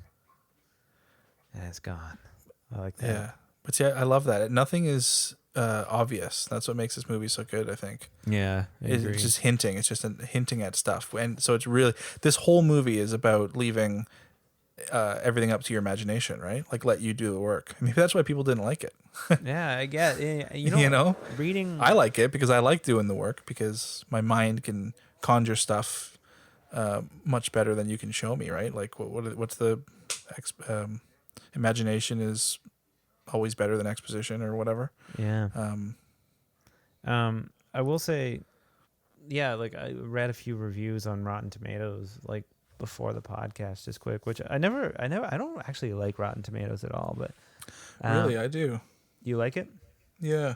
I don't. I just see like I don't necessarily just look at the number, but I look at the reviews and I sort of, without getting spoilers, I sort of read a few of the bad ones, a few of the good ones, and just look for a thread, and then I can tell, okay, I can tell that I'm similar to this person or whatever. Right. And if you start getting people that you agree with, start following those critics. That's the way you got to do it. I guess. Like find a lot of work. Like I I could know. just watch the movie in that amount of time, you know. I'm generally like, if something is over an 80% on Rotten Tomatoes, though, I'm usually gonna like it. Yeah. I don't know. But maybe I know now, like Rotten Tomatoes can like really screw with like a movie's box office, and there's all the things that happen with. Well, yeah. Can you imagine releasing something that you're proud of and it like gets a 10%? By like a critic thing or whatever. Yeah. Well, just on Rotten Tomatoes, like it's got 10 reviews and it's like 10%. That would suck. Yeah, and it could be just 10 people that didn't like it, you know. Well, no, I mean, like if you made something that got enough people to have, to be a statistic, right, and it just got shit on. Yeah, it would suck. That would suck. Yeah, especially if it was like Sphere. I would love to make this movie. Right, I'd be so proud of it. Yeah. And what's its score on Rotten Tomatoes? 12. See, that is ridiculous. 38%. That's a terrible score. That is terrible. But this is not deserving of a 12%. And it's all like the top. I'm sure some like film snobs could tell me exactly why it's bad, but I watch it and I enjoy it. This is up my alley. Yeah, that's again, and that's exactly what I like is like the combination of creepy sci-fi that borders horror. Yeah, this isn't really horror, but you know what I mean. It's not just thriller, sci-fi. I guess you'd say. Yeah, like a thriller sci-fi. Anyways, I like the combination of horror and sci-fi, and I like when things kind of have feel smart. I'm doing air quotes right now, Yeah. And not that this is like overly smart, but it's like talking about psychology and they're in physics and things. So it feels like it's one of those things, I guess. If you're in the know, you feel smarter that you know what they're talking about. I think I like movies like that. Maybe I get what you're saying. Yeah. And maybe again, maybe that's an ego thing. It's like, I know this. I like this movie now. I don't know. Yeah. And then somebody asks what it means and you can't explain it then. Yeah, exactly. Well, it's like how, have you heard that thing of, but right. Yeah, but I don't know. I never usually check Rotten Tomatoes but I just, it's something about it. I think it's just easier to shit on stuff. And then people, I think, like jumping on a bandwagon of shitting on something once. Right. You know what I mean? How do you keep track of your movies to watch? How do I keep track of it? Yeah. How do you keep track of things you want to watch? I don't know. You just sort of. No, dude, you got to up your game. So, a couple years ago, I started realizing like people are telling me about movies, and I go, "Yeah, I'll add it to the list." And I'm like, "What's this list I always talk about? I don't have a list." Yeah, I guess I never say the list. So I made a list, just in my notes on my phone. It was just movies to watch. And it wasn't necessarily always when people told me, but whenever I discovered a film or heard about a film or saw something that looked interesting, I'd just add it to the list. Because sometimes it's like, oh, this isn't coming out for a while, or this is in festivals right now. And I'm like, I'm going to forget. So I just started making a list. And that was really good, because then I would get back to the list and be like, oh, yeah, that movie. And I'd look it up and be like, oh, shit, it's out. And that was working really well. But what I found, which I would suggest to people if you're into films, is a social media app called Letterboxd. Oh. This is not a plug, by the way. This is not a plug. But it's good. I mean, it's meant to be a thing that so basically you can log all the films you've seen. You can write reviews, you can follow people, they can follow you, and it's just sort of like you see what people have seen and what they're talking about and what the reviews are and how many you can like things, you can add them, you can make your own lists, so you can make like my favorite horror films or my favorite I have like time travel films on mine.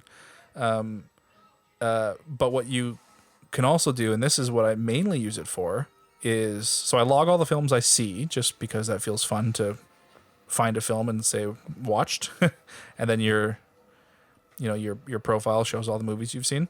At the end of the year, you go, whoa, I've watched 250 films this year. Cool. But you can make your wish list or watch list, and that's your list of things you want to see. And whenever I see a movie, I just go on Letterboxd, I type it in, I find it, add it to my watch list, and then it's a nice display. It's all poster based, so you just scroll through all these posters, like a grid of 4 or 5 wide, and just scrolling down. And it's like, oh yeah, that movie, and I just go through that when I want to watch a movie. I'm like, oh yeah, I haven't seen this, and I watch it and I mark it watched and move on. I like it. Anyways, Letterboxd. I just downloaded it. All right, there you go. That really sounded like a plug. Like Letterboxd Yeah, I should know. give us I know. at least And a they pull sandwich. they pull from IMDb, so like even our films are on there. Oh, cool. Some of them, yeah. Do you Yeah. have you ever watched movies on Amazon Prime with the X-ray thing on? No, what is that? So it only happens on an iPad or like a tablet, I think, but I'm sure there's like a way you can have it on I don't know, desktop or on TV. But essentially, so like when I'm watching the film, when you're watching film, you're like, oh, I know that actor. Where do I know them from? You touch the screen, the X-ray's on. It'll have everyone in that scene. The Okay, I've heard IMDb this, goofs and everything. It's like a quick heads up display. Yeah, I've heard this. No, I haven't. I barely watch Amazon Prime. Really, there's a lot of good stuff on there. Yeah, I'm wanting to get into Carnival Row, I think, next. That looks pretty interesting. Dude, you would love American Gods. I want to You would love finish reading that. the what is it? The Man in High Castle. Yeah, that's kind of like the original reason I got Amazon Prime, that I didn't watch it. I'll get to it. There's just too much. There's just too much. Fucking put it in your letterbox. Well, that's one thing, is they don't do shows. Oh, okay. It shows are the movies. thing I'm like probably the most behind on, at the moment. Did we talk about Dark? We did, yeah, but I have Okay. not yet seen it. Just do it. Anyways, we should probably get back to Sphere. Yeah, So this is we're coming up on the Peter Coyote getting cut in half by a door. Always happens. The idea of fire underneath too is super scary. I find like any type of fire, like spaceship fires, Yeah. and all that. Like, and the thing that would save you also is the water, which will also kill you. And Yeah. so, Actually, I do like in this movie that it's sort of like it gives you all these things, these assumptions you make, like, okay, we can't leave, we're trapped here. But then later, Norman starts swimming outside, and you're like, oh, you sort of can get outside the ship. That's neat. I know it's like very momentary. He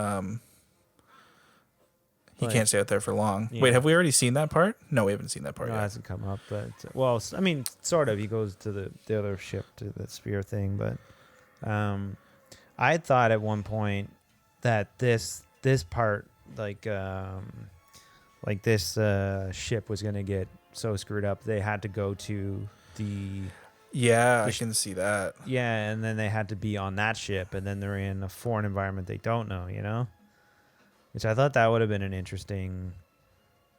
I don't know. Look at just- this. Oh my! Why would you put that at the top? I know, right? Well, for dramatic effect. Oh yeah, and Cut in half. yeah, and then it shows the blocking mechanism, so you're like, oh yeah, he's cut in half. That would suck. I mean, so yeah, they're all trying to get all this stuff out. The screen. Yeah, is no, that's flashing, that's a "I will good kill you," that's a good point though. That's a good I wonder if I thought that too. What, that they were all going to go to the other ship? Yeah, that would be an interesting thing. It's just the idea of something, I don't know, putting They do people- go back to that ship later. Yeah, yeah, I think she does. But that's right? just because they're trying to blow it up or something, right? I think so. Yeah. We'll get there. Yeah, because I mean that I feel like that's a typical plot point, right? Like get them out of their comfort zone. Not that they're comfortable here. Their ship is, not their ship. Their station here is burning. But it's kind of the safe zone. Like prior to this, it was like when they're here, everyone's safe. It's when Yeah. they leave that things happen, and then suddenly you're forced to leave, and now everything's crazy. But they don't really do that. They just, as of right now, everything's good again. Yeah, which it really seemed like everything was going to be fucked in the ship, but then it's all of a sudden it's sort of okay. So, okay, this is in her head that she sees the food is all fucked, right? Well, that's not right now. Yeah, but like, okay, so when they show some of these doors that are open, like where the food was originally, right? And it's all sort of burnt up. I do love that shot of her right there. Yeah, look at that. Like, it's just a cool shot. It's interesting. Just looking down the barrel. It's weird when you do that, eh? Yeah, it is very odd. I remember when we were shooting Endless. Yeah. Were you there when we did that with JD? Like just looking straight at the camera. I wanted to do it in that. Anyways, we did that in that anyways, and I was like, this is so neat. It's weird to just like address the camera. I mean, you're not talking to it, but Yeah, I mean, unless it's like on purpose, like some type of POV shot. But yeah, I know Yeah. you mean though. Like, or it is odd. Like, you know, we always say it's like, just odd. Yeah, it's weird. you know, because like you'll redo a take, right? Like, you'd be like, that was great, but you flash the camera, as they say, like, Yeah. you know, and because it kind of takes people out of the movie. Well, I mean, it is weird because you're looking at the fucking camera and you're taking out of the movie. But if you can find a way to make it be part of the movie, then it's something that the audience doesn't normally see, because obviously we don't want our actors looking at the camera. So you never see the actors looking at the camera. Yeah, there is something awkward about it too, right? Like, I don't. Well, it's weird. Yeah, you're suddenly It's uncomfortable as a viewer. you're making eye contact. Yeah. You don't make eye contact with characters in movies generally. So I think it's just a strange thing. So if you can find a way to do it, I think it's kind of a neat thing. Yeah. I think she wasn't looking directly down the barrel though. I think she was looking just off when Just they got off close. center. Yeah, I think so too. Yeah. I do love Dustin Hoffman communicating with this computer, because when you break it down, it's just Dustin Hoffman acting to no one in a room, you know? Jerry? Yeah. Jerry? I don't Yeah, know. no, that's true. Yeah. I wonder if anything was on the screen for him. I'm sure there was, because the tracking would have been so hard back in 1998. Like, Back in 1998? What do you mean? This was like, lots of this was green screen. They were doing virtual sets. yeah, but the match do moving, you remember 1998? I don't think they were. Match moving a screen? Yes, that would be so easy. In 1998. But yeah, I think they would have done that. I don't mean easy for a normal person, but For Hollywood. but no, I think they definitely would have just put practical. I want to do that more. I want to stop relying on fucking, Fix it later. well, especially like a screen. Take the time to make the thing beforehand and have it actually there. I get that then you're putting things like, oh, then I don't have the flexibility in case things are not timed right. But I think we got to get back to that more. That just makes you be more perfect on set, you know? I 100% agree. I just hate, like, I do post for a living, but I hate it. I hate relying on it. You know, I just did a short where we had all practical. Well, not all practical, but the Yeah, we majority. haven't talked about that. We'll chat after the thing, but But yeah, like having something there on the day that lights up and moves around. it kind of takes, you're like, well, I have no choice. It is what it is, right? Yeah. So you just do the absolute best you can on set to the point where you're happy, and you got it. It's burned in, you know? Yeah. It's printed. I mean, we shot HDRs and stuff, thinking like if we had to, we can replace some stuff. But Right. Like did a few tests of 3D stuff, but I don't know. It's like in a weird way. It's like I got the page number wrong. It's page 87. He can't get past. I said 87. 127. Oh. But yeah, this part, I really like this part in the film. Just the idea, and then the book starts showing up, and there is nothing in the book past that. This is also this is where you start letting Samuel Jackson off the hook. What do you mean, I like think as a bad guy? Yeah, you start realizing he doesn't actually know what's going on. Yeah. The shift in his 'Cause character, though, he's- from the start of the film to the Sphere to now, I don't know if it is just because they filmed this over such a long period of time. It's not that it's bad. I find Norman very consistent with his character, but and Sharon Stone. But I find Sam Jackson's character Yeah, but that's because he was a bit of a tool for that whole I mean, what misdirection, I guess. Yeah, exactly. Yeah, I know what you mean. You know, they had to make him seem like the bad guy, so he was being a bit weird in his dialogue delivery, like he had something to hide. But now he seems more honest again, and I like that he comes back on board, and then the three of them are all teamed up. Yeah, no, I get that, and I understand. Not before these two turn against each other, though. You were mentioning Hoffman like delivering lines to nobody. And I wanted to mention, I feel like, I mean, I don't know what a psychologist or a psychiatrist, I guess he's a psychologist. I don't know the difference. Anyways, I don't know how they're supposed to sound, but he sounds like one to me. I feel like he's a believable shrink. Yeah, I guess so. Yeah. I mean, Whatever. I just watched again sort of recently in the last year, Kramer versus Kramer, and like he's Right. great in that, and just some of those older films. What's the this is classic one with Robert Redford there about Watergate. Is it just called Watergate? Oh, I don't remember. Or something like that. But yeah, and just I don't know. Well, I mean, what we're talking about is good actors. They're Yeah, good essentially. actors. Just, but yeah, like I don't know. Like I never watched a ton of Dustin Hoffman films. You know, I watched the obvious ones, The Graduate and all that. But I guess that's another reason I like this, is because it's like he is a good fucking actor, and you don't. He's not a likely, and this isn't an action film, so I guess it's not like you're gonna have action stars. But if this was made nowadays, it would be like Matt Damon would be his character or something. You know what I mean? Chris Pratt. Like it would be some like, I don't know. It'd be some big hunky dude. Yeah, he'd be shredded. He would have a physicality to him. But Dustin Hoffman's like 4'2", and you know, he's. I think it's this and this is weird. Watching. He's just watching, and then you're like, oh, he's evil. But then he Starts trying to help him, helps him. and he's like, So again, you're like, what is going on here? The delivery of that was too delayed not to imply that you've got something going on. yeah, exactly, yeah. Yeah, I gotta say though, like, there's no way that these suits they're wearing don't have some type of 20,000 Leagues Under the Sea influence. You know? I'm sure they do. I just me personally, whenever I see anything that's underwater with a underwater station, it's The Abyss. I saw that at a young enough age that was my underwater movie. I saw something on IMDb about this snake being designed by one of the guys in Lincoln Park. That was one of his like first jobs. Oh yeah. Yeah, I don't know who it was, but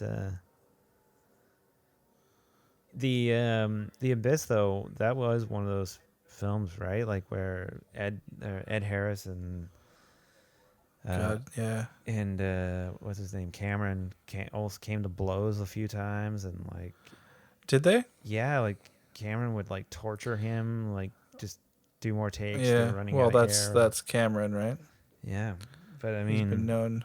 gets results, I guess. But But I think Ed Harris is a bit of an irritable actor. Like I think he really gets into it. Have you seen the Rock outtakes? no, Why is he like? When we're done, look up Ed Harris freaking out in The Rock. Yeah, just Oh, he freaks out. He's like screwing up lines and he's just losing his mind, swearing and smashing things. really. It's really funny. Yeah. Is it because like you remember like the Christian Bale thing? I don't. Yeah, I don't think it's. You're watching it's like a supercut of him being pissed off, and it could be easy to think, oh wow, he's a fucking idiot. But I think it's just he's just so into it, and he was screwing up, and he felt bad that he kept fucking up. Right. But he really loses it. He It's really pretty goes funny. for it. It's not like Christian Bale. Christian Bale, that was. We don't even need to get into that. I like Christian Bale. I like him too. He got that was a bit fucked up, but I can kind of see it. Like you're doing an important scene, someone's walking around, he let his emotions get to him and he freaked out. Yeah. And it just unfortunately was in front of a bunch of people and recorded. a bit unprofessional. Yeah. But what are you gonna do? Yeah, but I remember when the Christian Bale thing happened. I remember thinking like, I've been yelled at worse. Yeah, well, I don't think people get what sets are like too. Especially when you get like really fresh people on a set and they get really defensive and you just want to go up to them and be like, don't take anything personally. People just need shit done, Yeah, exactly. There's no excuses. You just go do something and figure it out.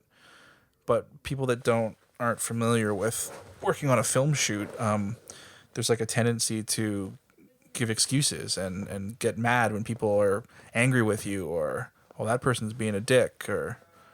Yeah, That's because there's lots of money being spent. People need shit done. Yeah, just do it. Or there's time involved, or just nobody wants to hear your idea right now. We need to film, or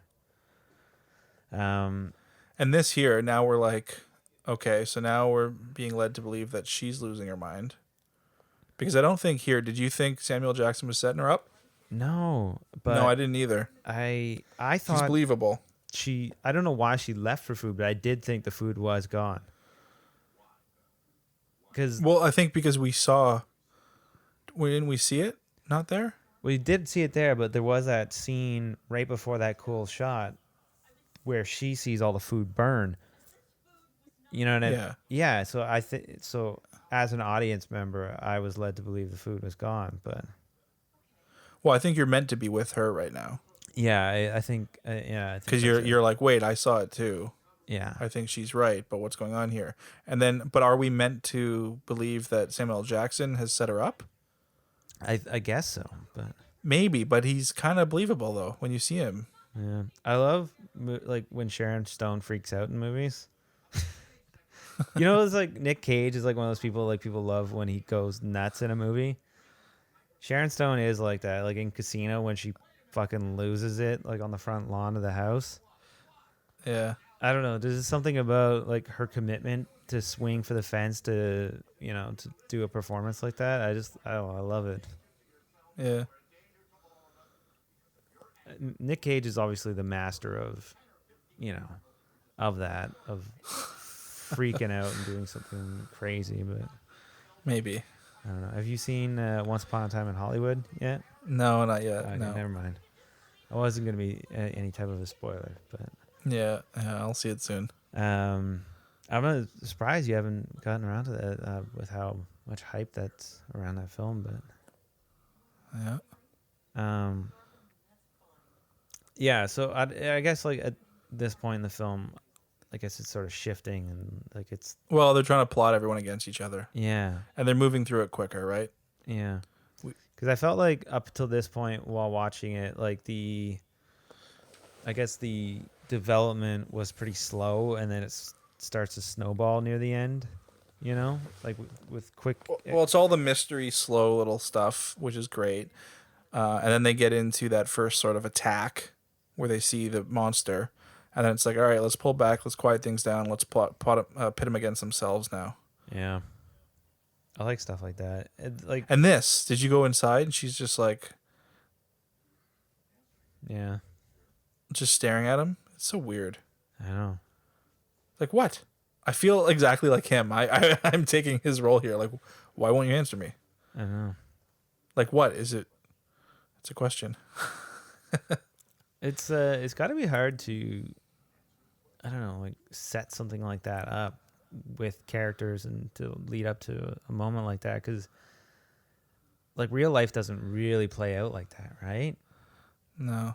So make those decisions. And I like his, like Sam Jackson's reaction, just like it's like he's in another movie right now, you know?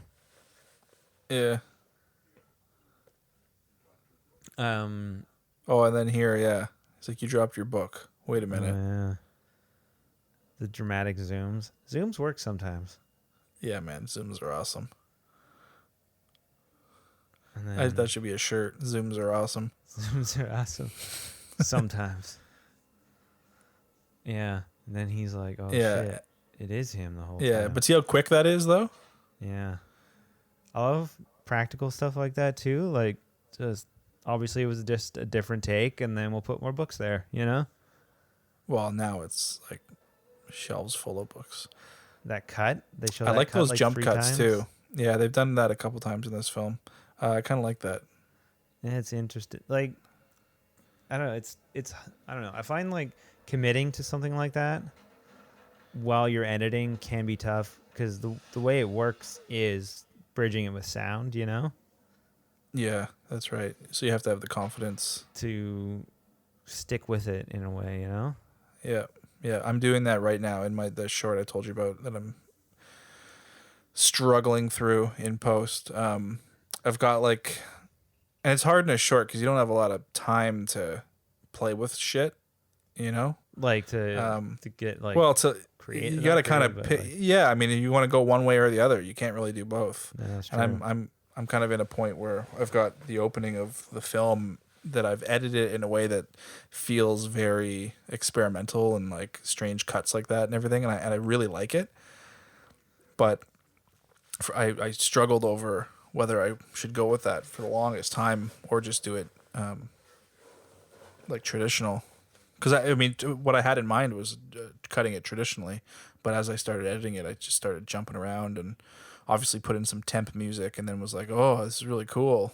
Right. So I find if I'm like feeling something like it just feels like this needs to be in this direction at that time, I just duplicate a timeline or a project, and I'm like, I'm editing God, this I version of know. this movie now, you know? I got so many versions. And then if I get to the point where I'm like, I've forgotten about the original one, then I just stick with it. Or if I'm just like, no, I don't like this, then I just scrap it Yeah. all. Yeah, and then I'll give myself some time off. I'll come back to it in a few days and watch it again. And sometimes I'm like, oh yeah, this does not work anymore. Yeah. What I just did doesn't feel good. Or I start making all those versions, and then let's say I thought I had it at version 4, and now I'm on like version 10, and then for shits I go back and watch version 4. I'm like, oh my god, that was way better. Yeah. I'm like, shit, I gotta go back to that version. It's tough, eh? I've had times too where I'm just like, I'm just gonna re-edit everything Just from and see scratch. where we get. Because sometimes I feel I get locked in just because of the amount of work. I'll be like, fuck, I don't want to have to move everything, and I've already edited all these sequences, and like I guess what I'm saying is I don't necessarily consciously think that, but I think that's what goes into my decision not to make any more drastic changes, because I know how much work I just put into it over the last few months, when really I should just start again. Because I mean, a re-edit always produces something better, does it not? I mean, Usually, yeah. like if you sit down and re-edit something, you already know how you want it to go, but maybe it gives you the opportunity to, I don't know. something with a fresh I slate. feel that way. I mean, to an extent, I wouldn't go to a whole new timeline personally, just because, yeah, that does seem like a lot of work. But I will search back through all the project bins and everything and find alternate takes. And Well, that's the thing. It's like a puzzle. I mean, like, you'll get your circle takes and you'll pull those into your first edit, but it's when you start realizing the combination of alternate takes. yeah, You may have circled take 1 of this shot and take 3 of this shot, and those work the best, but it's not until you start experimenting that you realize take 5 of the first shot and take 1 of this other shot actually cut together in such an interesting way. I never. But now I never do kinda the like circle this better. I look at everything raw and I watch everything raw. Yeah, no, I actually don't either. Yeah, I know. The circle stuff is like kind of what traditional film they would do, just to because they Yeah. would Well, sometimes not even print the takes. I think that's because we edit all our own shit, That's it too, right? right? I mean, half the time I'm like, guys, you don't even need to slate this. I know what this is. I mean, obviously for sound I need it, but like if I'm just doing like a pickup shot without sound or something, it's like, don't bother. I don't need to slate this. I know what it is. I'm going to be editing this next week. Like I know what the shot is. Yeah, it's a short film with it's a short film with 70 shots. I know where this goes. I feel similar. Yeah, but I don't know. I mean, if we were working with an editor, you're gonna have to circle take, right? Because I mean, they're taking notes. You're taking notes. They want to know which ones you like the best. Yeah.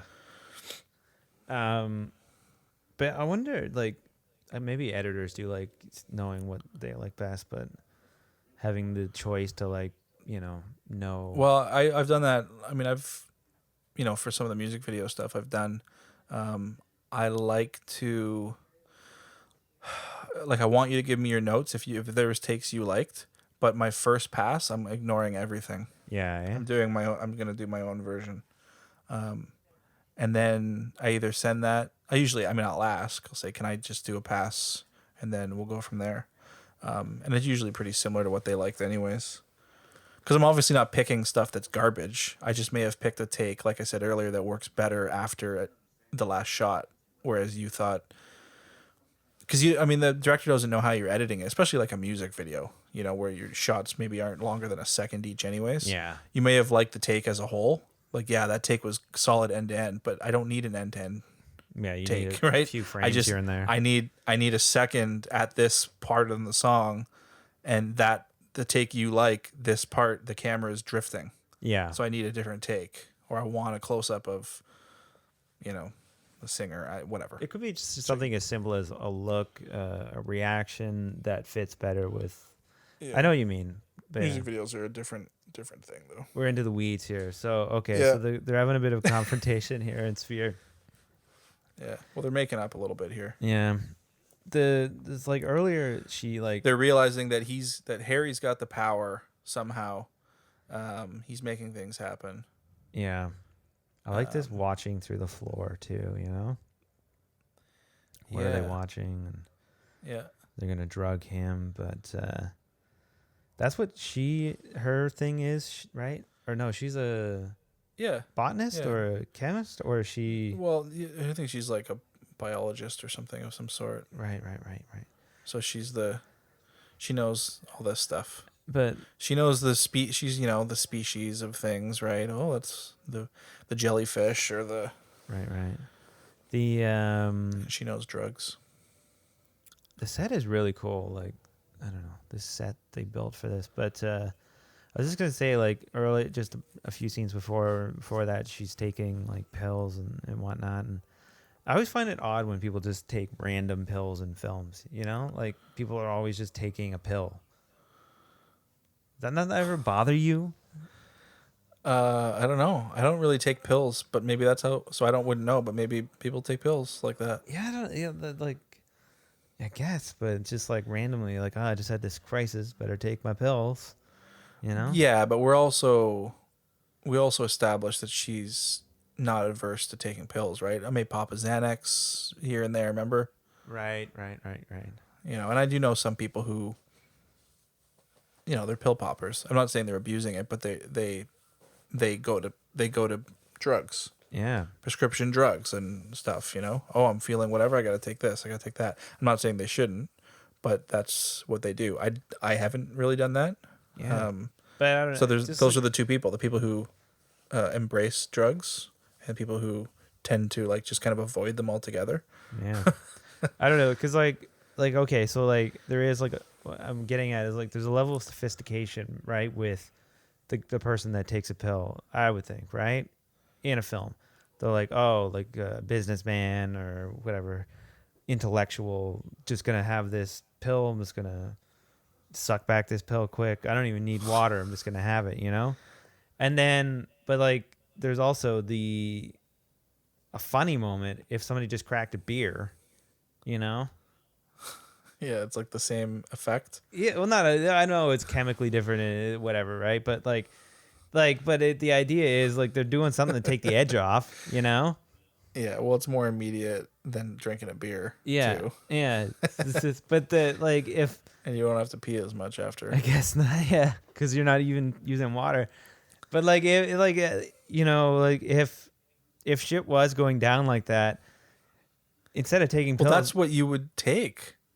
well, I mean, think in that for me- situation, I might be like, my head's killing me. Give me a fucking whatever. see, but I wouldn't know what to I would be take. the The only crack a thing- drink guy. I'd be like, I need a fucking drink. Maybe there's no beer, drinks down there. Yeah, I suppose. What do you mean you didn't bring any beer to this underwater spacecraft? Yeah, man. I don't understand what he's doing here with the poison. Oh, No. the snake thing. Yeah, he was just hearing Oh, something. that wasn't he? Or- puppet. That's gross. Yeah, He freaks out here too. I know. I would do the same thing, man. Oh no, I'd be. I'm like that. This is my reaction when a centipede runs across my foot. the. Hit the floor and freak out. I don't know when I'll put this out, but like last podcast or a few podcasts back, I had a filmmaker on. She made a movie about it's called Miss Snake Charmer, about a pageant in Sweetwater. Look at her reaction here. Sorry. I know, it's scary, right? She's just, wouldn't she run in going, what's wrong? What's happening? But she's figured it out. She grabs them like they're just like plastic. Yeah, but this dildos is on so the floor. stupid. They're the most poisonous snakes in the world, but they're nocturnal. Okay, they're still the most poisonous snakes in the world, and it's crawling up my fucking leg. Yeah, and it's obviously, it's nocturnal, fine. It's still swimming up my leg. It's awake right now, yeah, right? I don't know. Yeah, her That was a reaction weird is look. kind of crazy. Yeah, sorry, go on. Oh yeah, Snake but Charmer. I don't know. But this whole movie about these like 16-year-old girls like skinning and beheading snakes. I don't know. I don't do well with snakes. Not many people do. But yeah, I know what you mean. Like the reaction she gives is very like horror movie. Like It was weird because, I mean, it was to show that she knows that he's manifesting those things. Yeah, exactly. But I think that look for she her to gives be in a through different to for her to, the yeah, that's a thing. good one. Yeah, for her to be in a different room and to hear him start screaming, and she just walks in casually. I mean, her initial response should be to run in, and then she can start realizing, he's afraid of these things. Mm-hmm. I know that. Maybe, yeah, I don't know. I get what you're saying. And I mean, I think that is where, I'm reading on IMDb that this movie did take forever to film, apparently, and like Dustin Hoffman says like it came out kind of half cocked. Yeah, I read that too. That he thought it needed more time to finesse or something. Which I don't know. Like I'm sure that Isn't that crazy?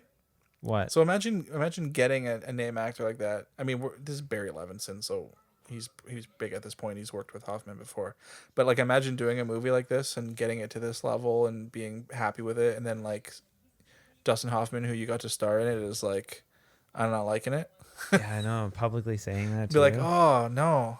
But in a weird way, I also do love hearing that because I guess he's right though. yeah, it didn't do I mean, well. in a way, he is. Right. I love the movie, but it didn't hit with larger audience. No, then yeah, but I mean, in a way, I do love hearing those honest stories about stuff. You know, like because normally now, like you George just Clooney with Batman and Robin. why like yeah, he hated it, right? He tried to get that like not released, Yeah, which I don't blame him. But that's actually, I'm glad that movie exists. It's a fun movie to watch, man. it is. Yeah, It's I a- mean, it's a we've done it. I'm ridiculous pretty movie sure we've done it on the nowadays. podcast. Yeah, I think you guys did it. but it's so bad. It's so yeah, bad. it's so bad, but it's fun. Yeah. It's fun to watch it. How bad it's almost like the prequels now. Like I love how we can just say the prequels, and that we're referring to Star Wars. Yeah. We could save that discussion for another day. But like, I think like they've reached this meme status where they're fun to watch. I agree. And I don't want to get a thing over Star Wars, but like I've always found some joy in them because they are in the universe I loved and we didn't have anymore. So it was like, I agree. Yeah. I know we have a agree. lot more now. But at the time we didn't have anything else. And it was like, you know what? It's not the greatest, and there's a lot of faults here, but it's still Star Wars, and you know, Man, I hated the second one. I hated Attack of the Clones. I agree, But there the is first elements one- of the that first movie I one- really like though. There are elements. I liked the slowness of the first one. I know Jake Lloyd was in that whole storyline and everything. Kind of, I don't know. And Jar Jar sucked, I guess, but I kind of liked the first one. I don't know. Dude, yeah, Liked. I'm not saying 100% like, agree. but liked. I kind of liked it. Yeah, And then the fighting and stuff in the third one was kind of cool. yeah, I agree, man. And I So, will say this: whatever. that Are they the best? No. No. Was too much green screen? Absolutely. Like, yeah, I agree with all those things, but it doesn't mean I can't. Like, that's what I'm saying about, like, sometimes I'm in the mood for. That was he did that by accident, hit his head. oh really? Yeah, he actually hit his head there. Oh man, Dustin Yeah, Hoffman, I don't know, man. actor. Sometimes you can put.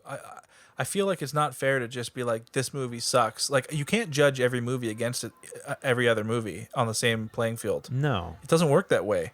You know, sometimes, like, if a movie's trying to be super smart, you judge it on a movie trying to be super smart. If a movie's trying to just be fun and ridiculous, judge it on being fun and ridiculous. yeah, couldn't agree more. If you're in the mood for something that just totally takes your mind off of things and you don't have to think, then you can watch a movie like Escape Plan with Arnold and and you know what I Stallone. mean? Yeah, yeah. yeah. It's Yeah, I not couldn't necessarily a agree good more, man. movie, but you might be in the mood for those. I Like The Princess Bride. Like that's what we did back in the 80s, right? Or it's into the 90s. Like, is that an objectively good movie? yeah. Well, I mean, no, I know Is there's it? like there is some. No, what I'm saying is it? I mean, I don't. It probably isn't. I mean, But it just hit the right. It was just perfect for when it was and what it was at the time, and for our childhoods. no, and I agree. There is something too with watching something in your youth and having that. No, that's nostalgia true. and- It's like an unfair. Yeah. Yeah, but some stuff does hold up though. I don't know. Like there's some stuff that still works. All this screen stuff. Yeah, like I said, we die down here and Yeah. everything's really ramping up and I like all this.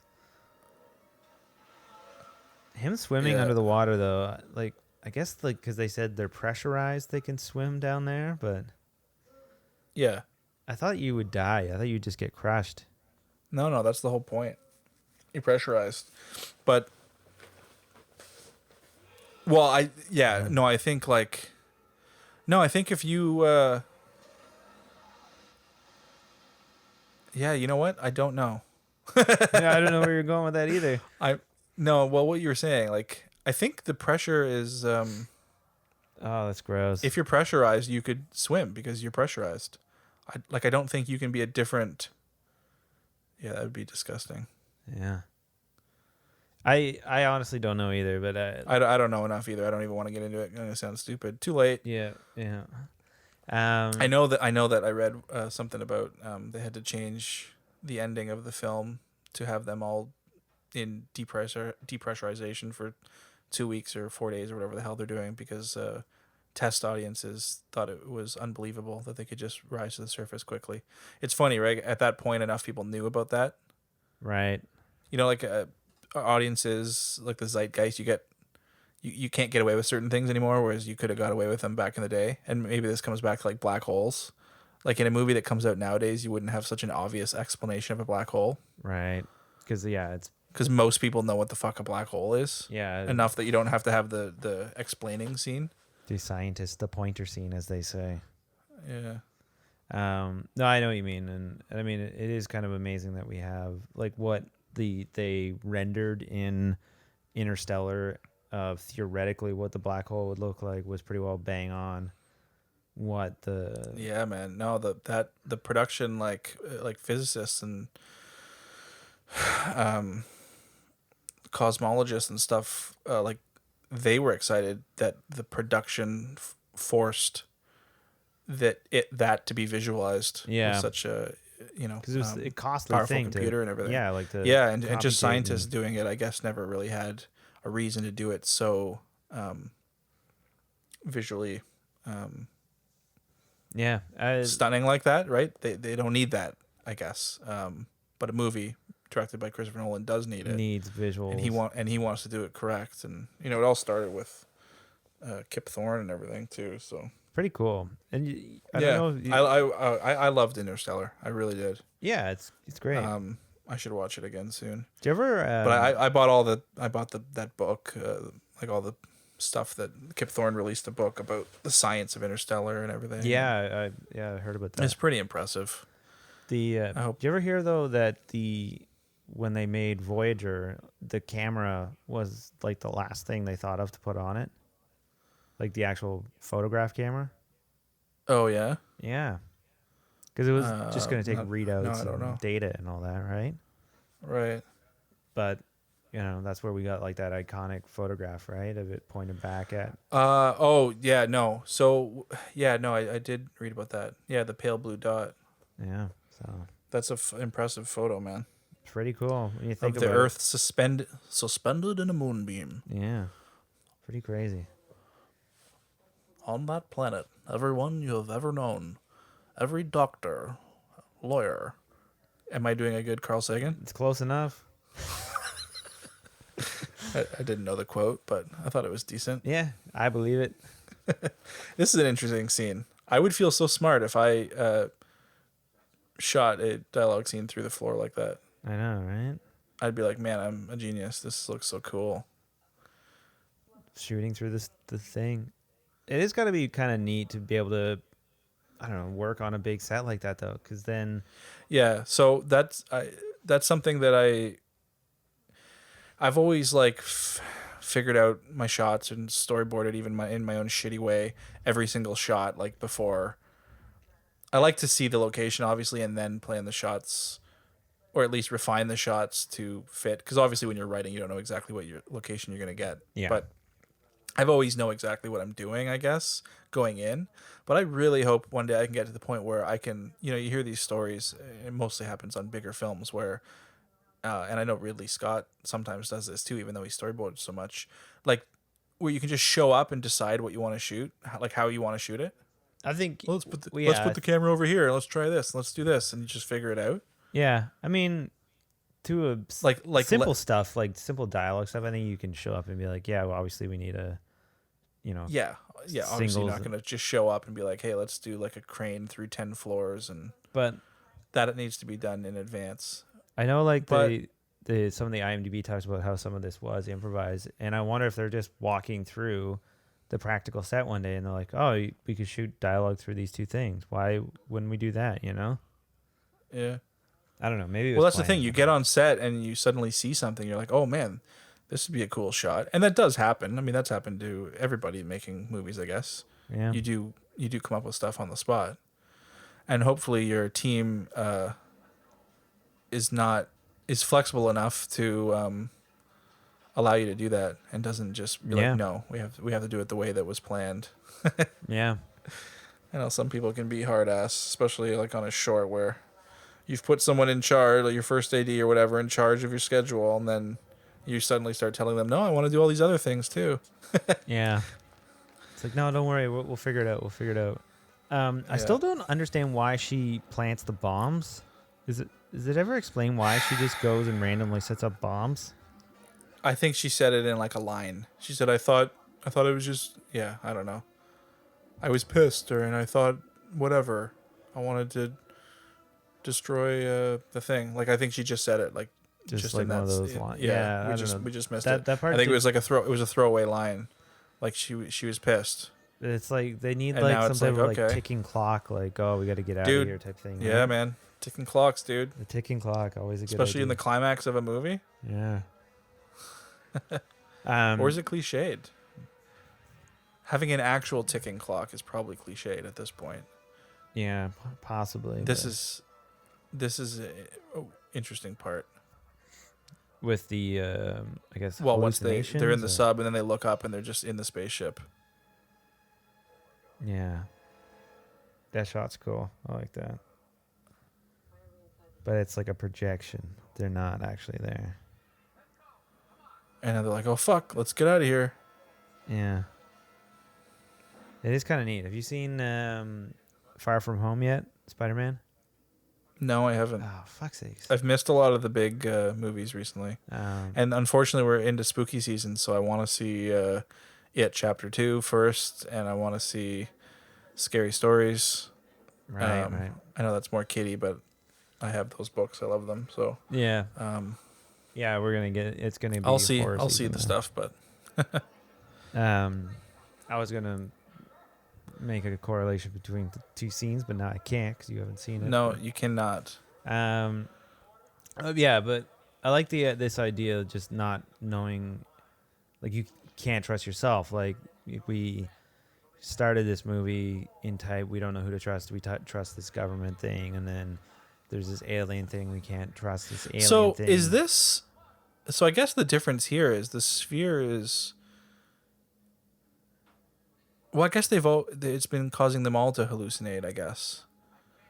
But it's okay, so not I guess what I'm saying, hallucination. It is hallucination in some points, and it's not a okay. So hallucination. here's my question. All the other stuff was, wasn't necessarily the sphere consciously doing stuff to them. It was the power of the sphere, allowing them to manifest their fears, and that was all that stuff. Yeah, fires and snakes and all this stuff. It was just them manifesting their spheres accidentally, right? What's happening right now? Are they manifesting that they can't get out, and that's why they're not getting out? Yeah. They're collectively manifesting, oh fuck, I'm not gonna die down here. That's their fear. So it's like a dream. This feels like a dream. Like, you know when you're in a dream and you're like, I have to get somewhere, and you just can't fucking get somewhere? Yeah. This is the one inconsistent bit about it. Like, this feels intentional, but I guess I never looked at it in the way of their fear right now is not escaping. So that's what's happening. They're manifesting them yeah, in different places, did and feel a suddenly being 20 minutes away again and having to run out of the ship, right? yeah, it did feel a little inconsistent. I never looked at it that way, but I guess that's what it is. 'Cause it would've felt been- I guess what I'm saying is it felt intentional when I originally saw this. I thought the sphere was trying to keep them there, Yeah, but I don't think that's the case. I don't think it's a conscious thing, right? It's not. I mean, it may be sentient, but I don't think it's trying to do anything. I think that was them manifesting that they cannot escape and causing their own escape I agree, to be but it's like they were still hindered. in the ship, though, right? It was like a projection.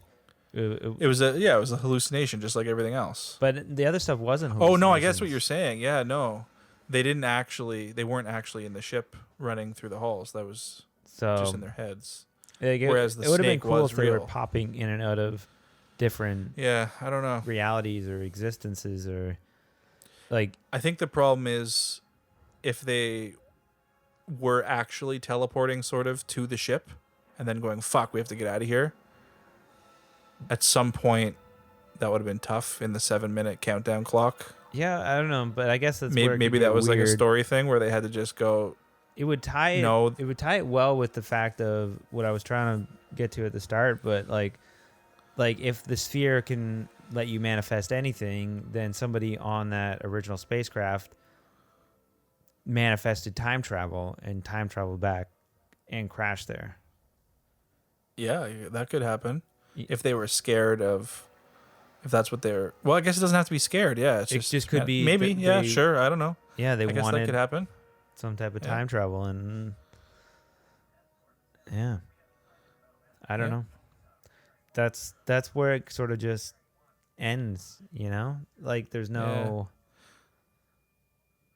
big explanation for that. Like when I watched it the first time, I just liked it and I didn't think too much of it, but like a day or so goes by and you start asking questions. You're like, but how? Yeah. That doesn't fully add up, and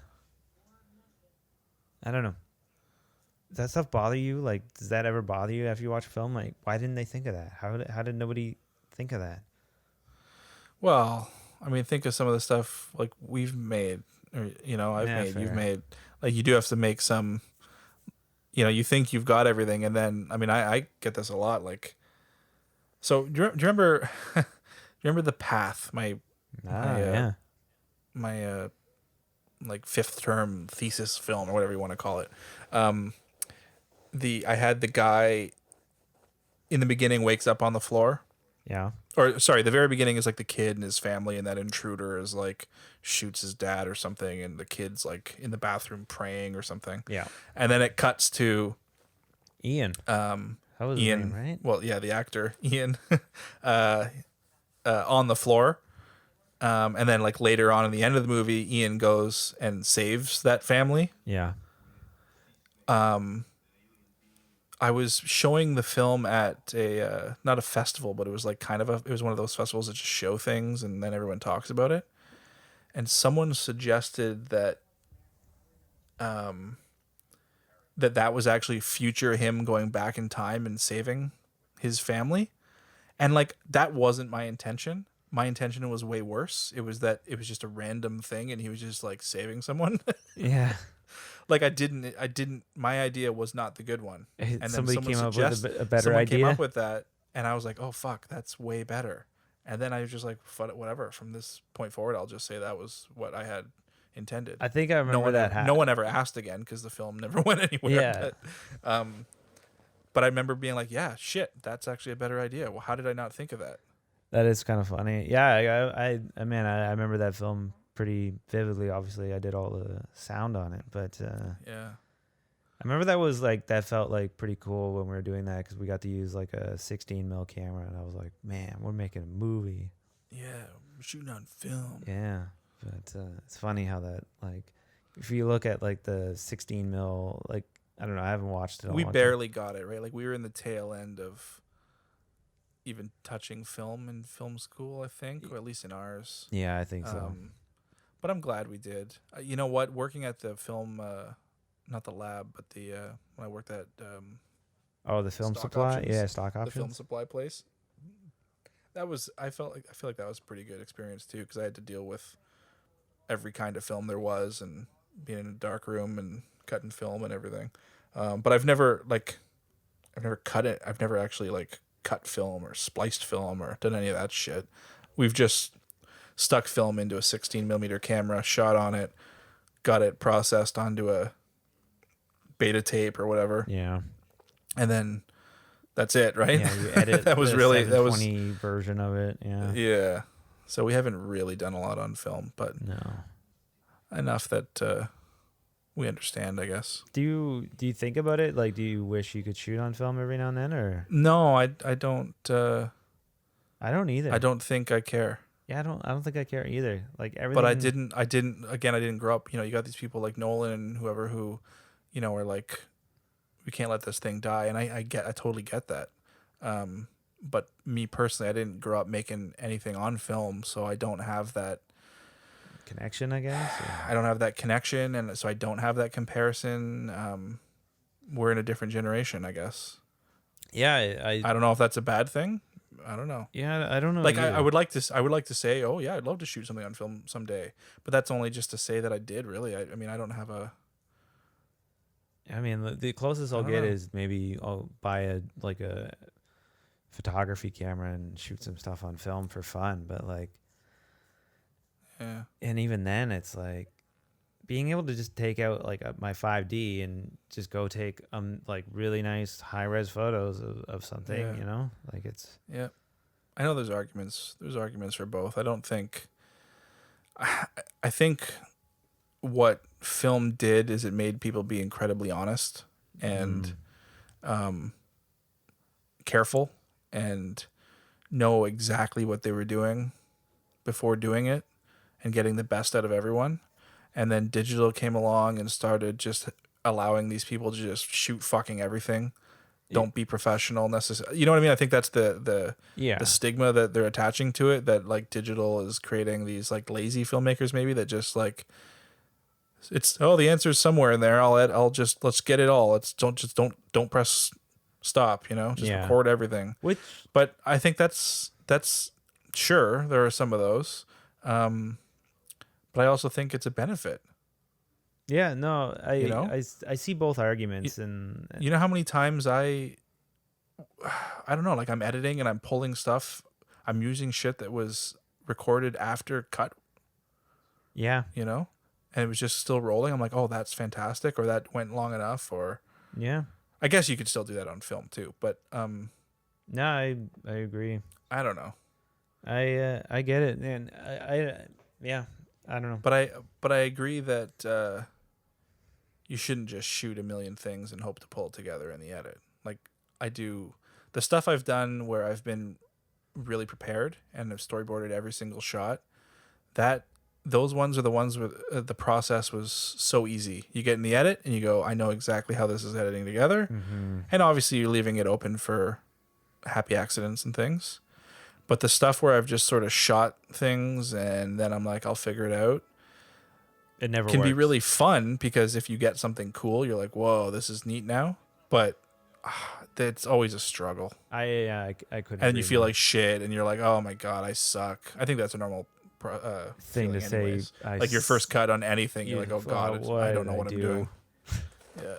I feel it's once you start putting sound on it, you start to realize like, oh, that's what I feel anyways. No, I agree. It's because like your brain gets like interrupted. Well, you're hearing every cut because you're just using production sound and you're trying to imagine how cool this thing's going to be, but it isn't until you start adding in your atmosphere that suddenly bridges everything and putting a bit of music and adding those creaks and door handles and you're like, oh yeah, it goes a long way. Goes a long way. I love sound. I've been like I've been sound designing all my shit now too. Not now, I guess. I've been doing that since you and I were doing stuff together. Yeah. I love sound design. I love that process. Oh my God.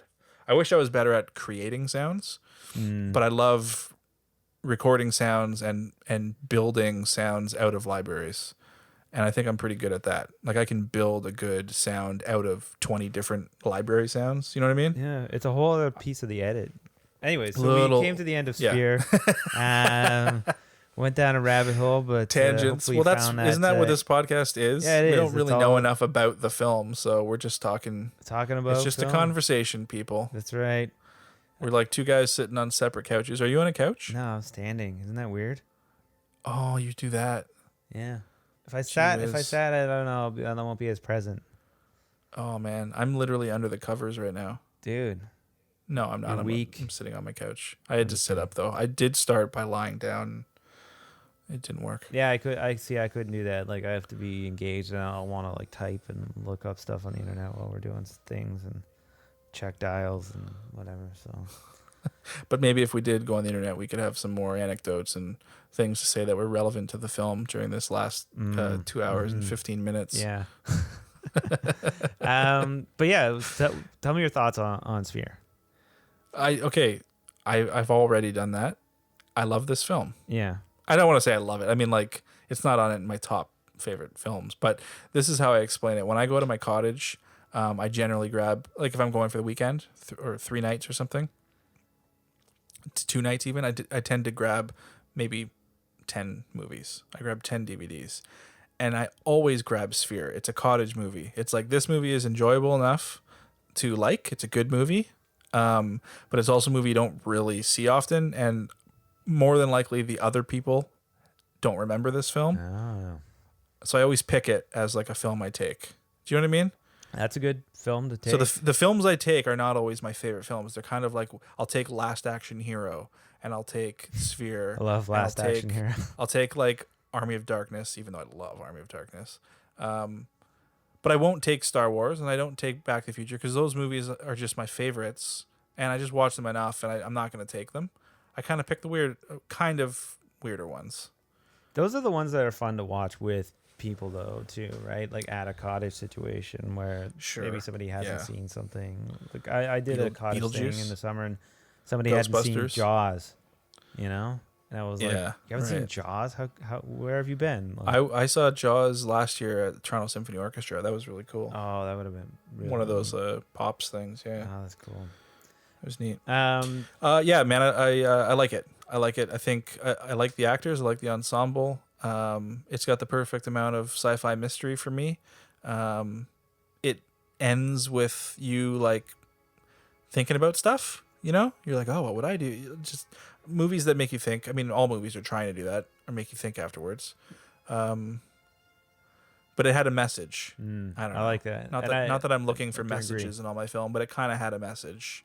Yeah. All right. So that was Sphere, everybody. Let us know what you think of the movie in the comments or on Instagram, Twitter, or Facebook. And we'll be back with something soon.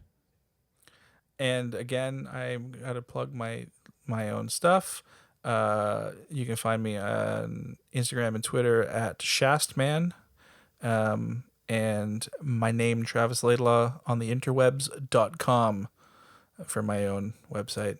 Awesome.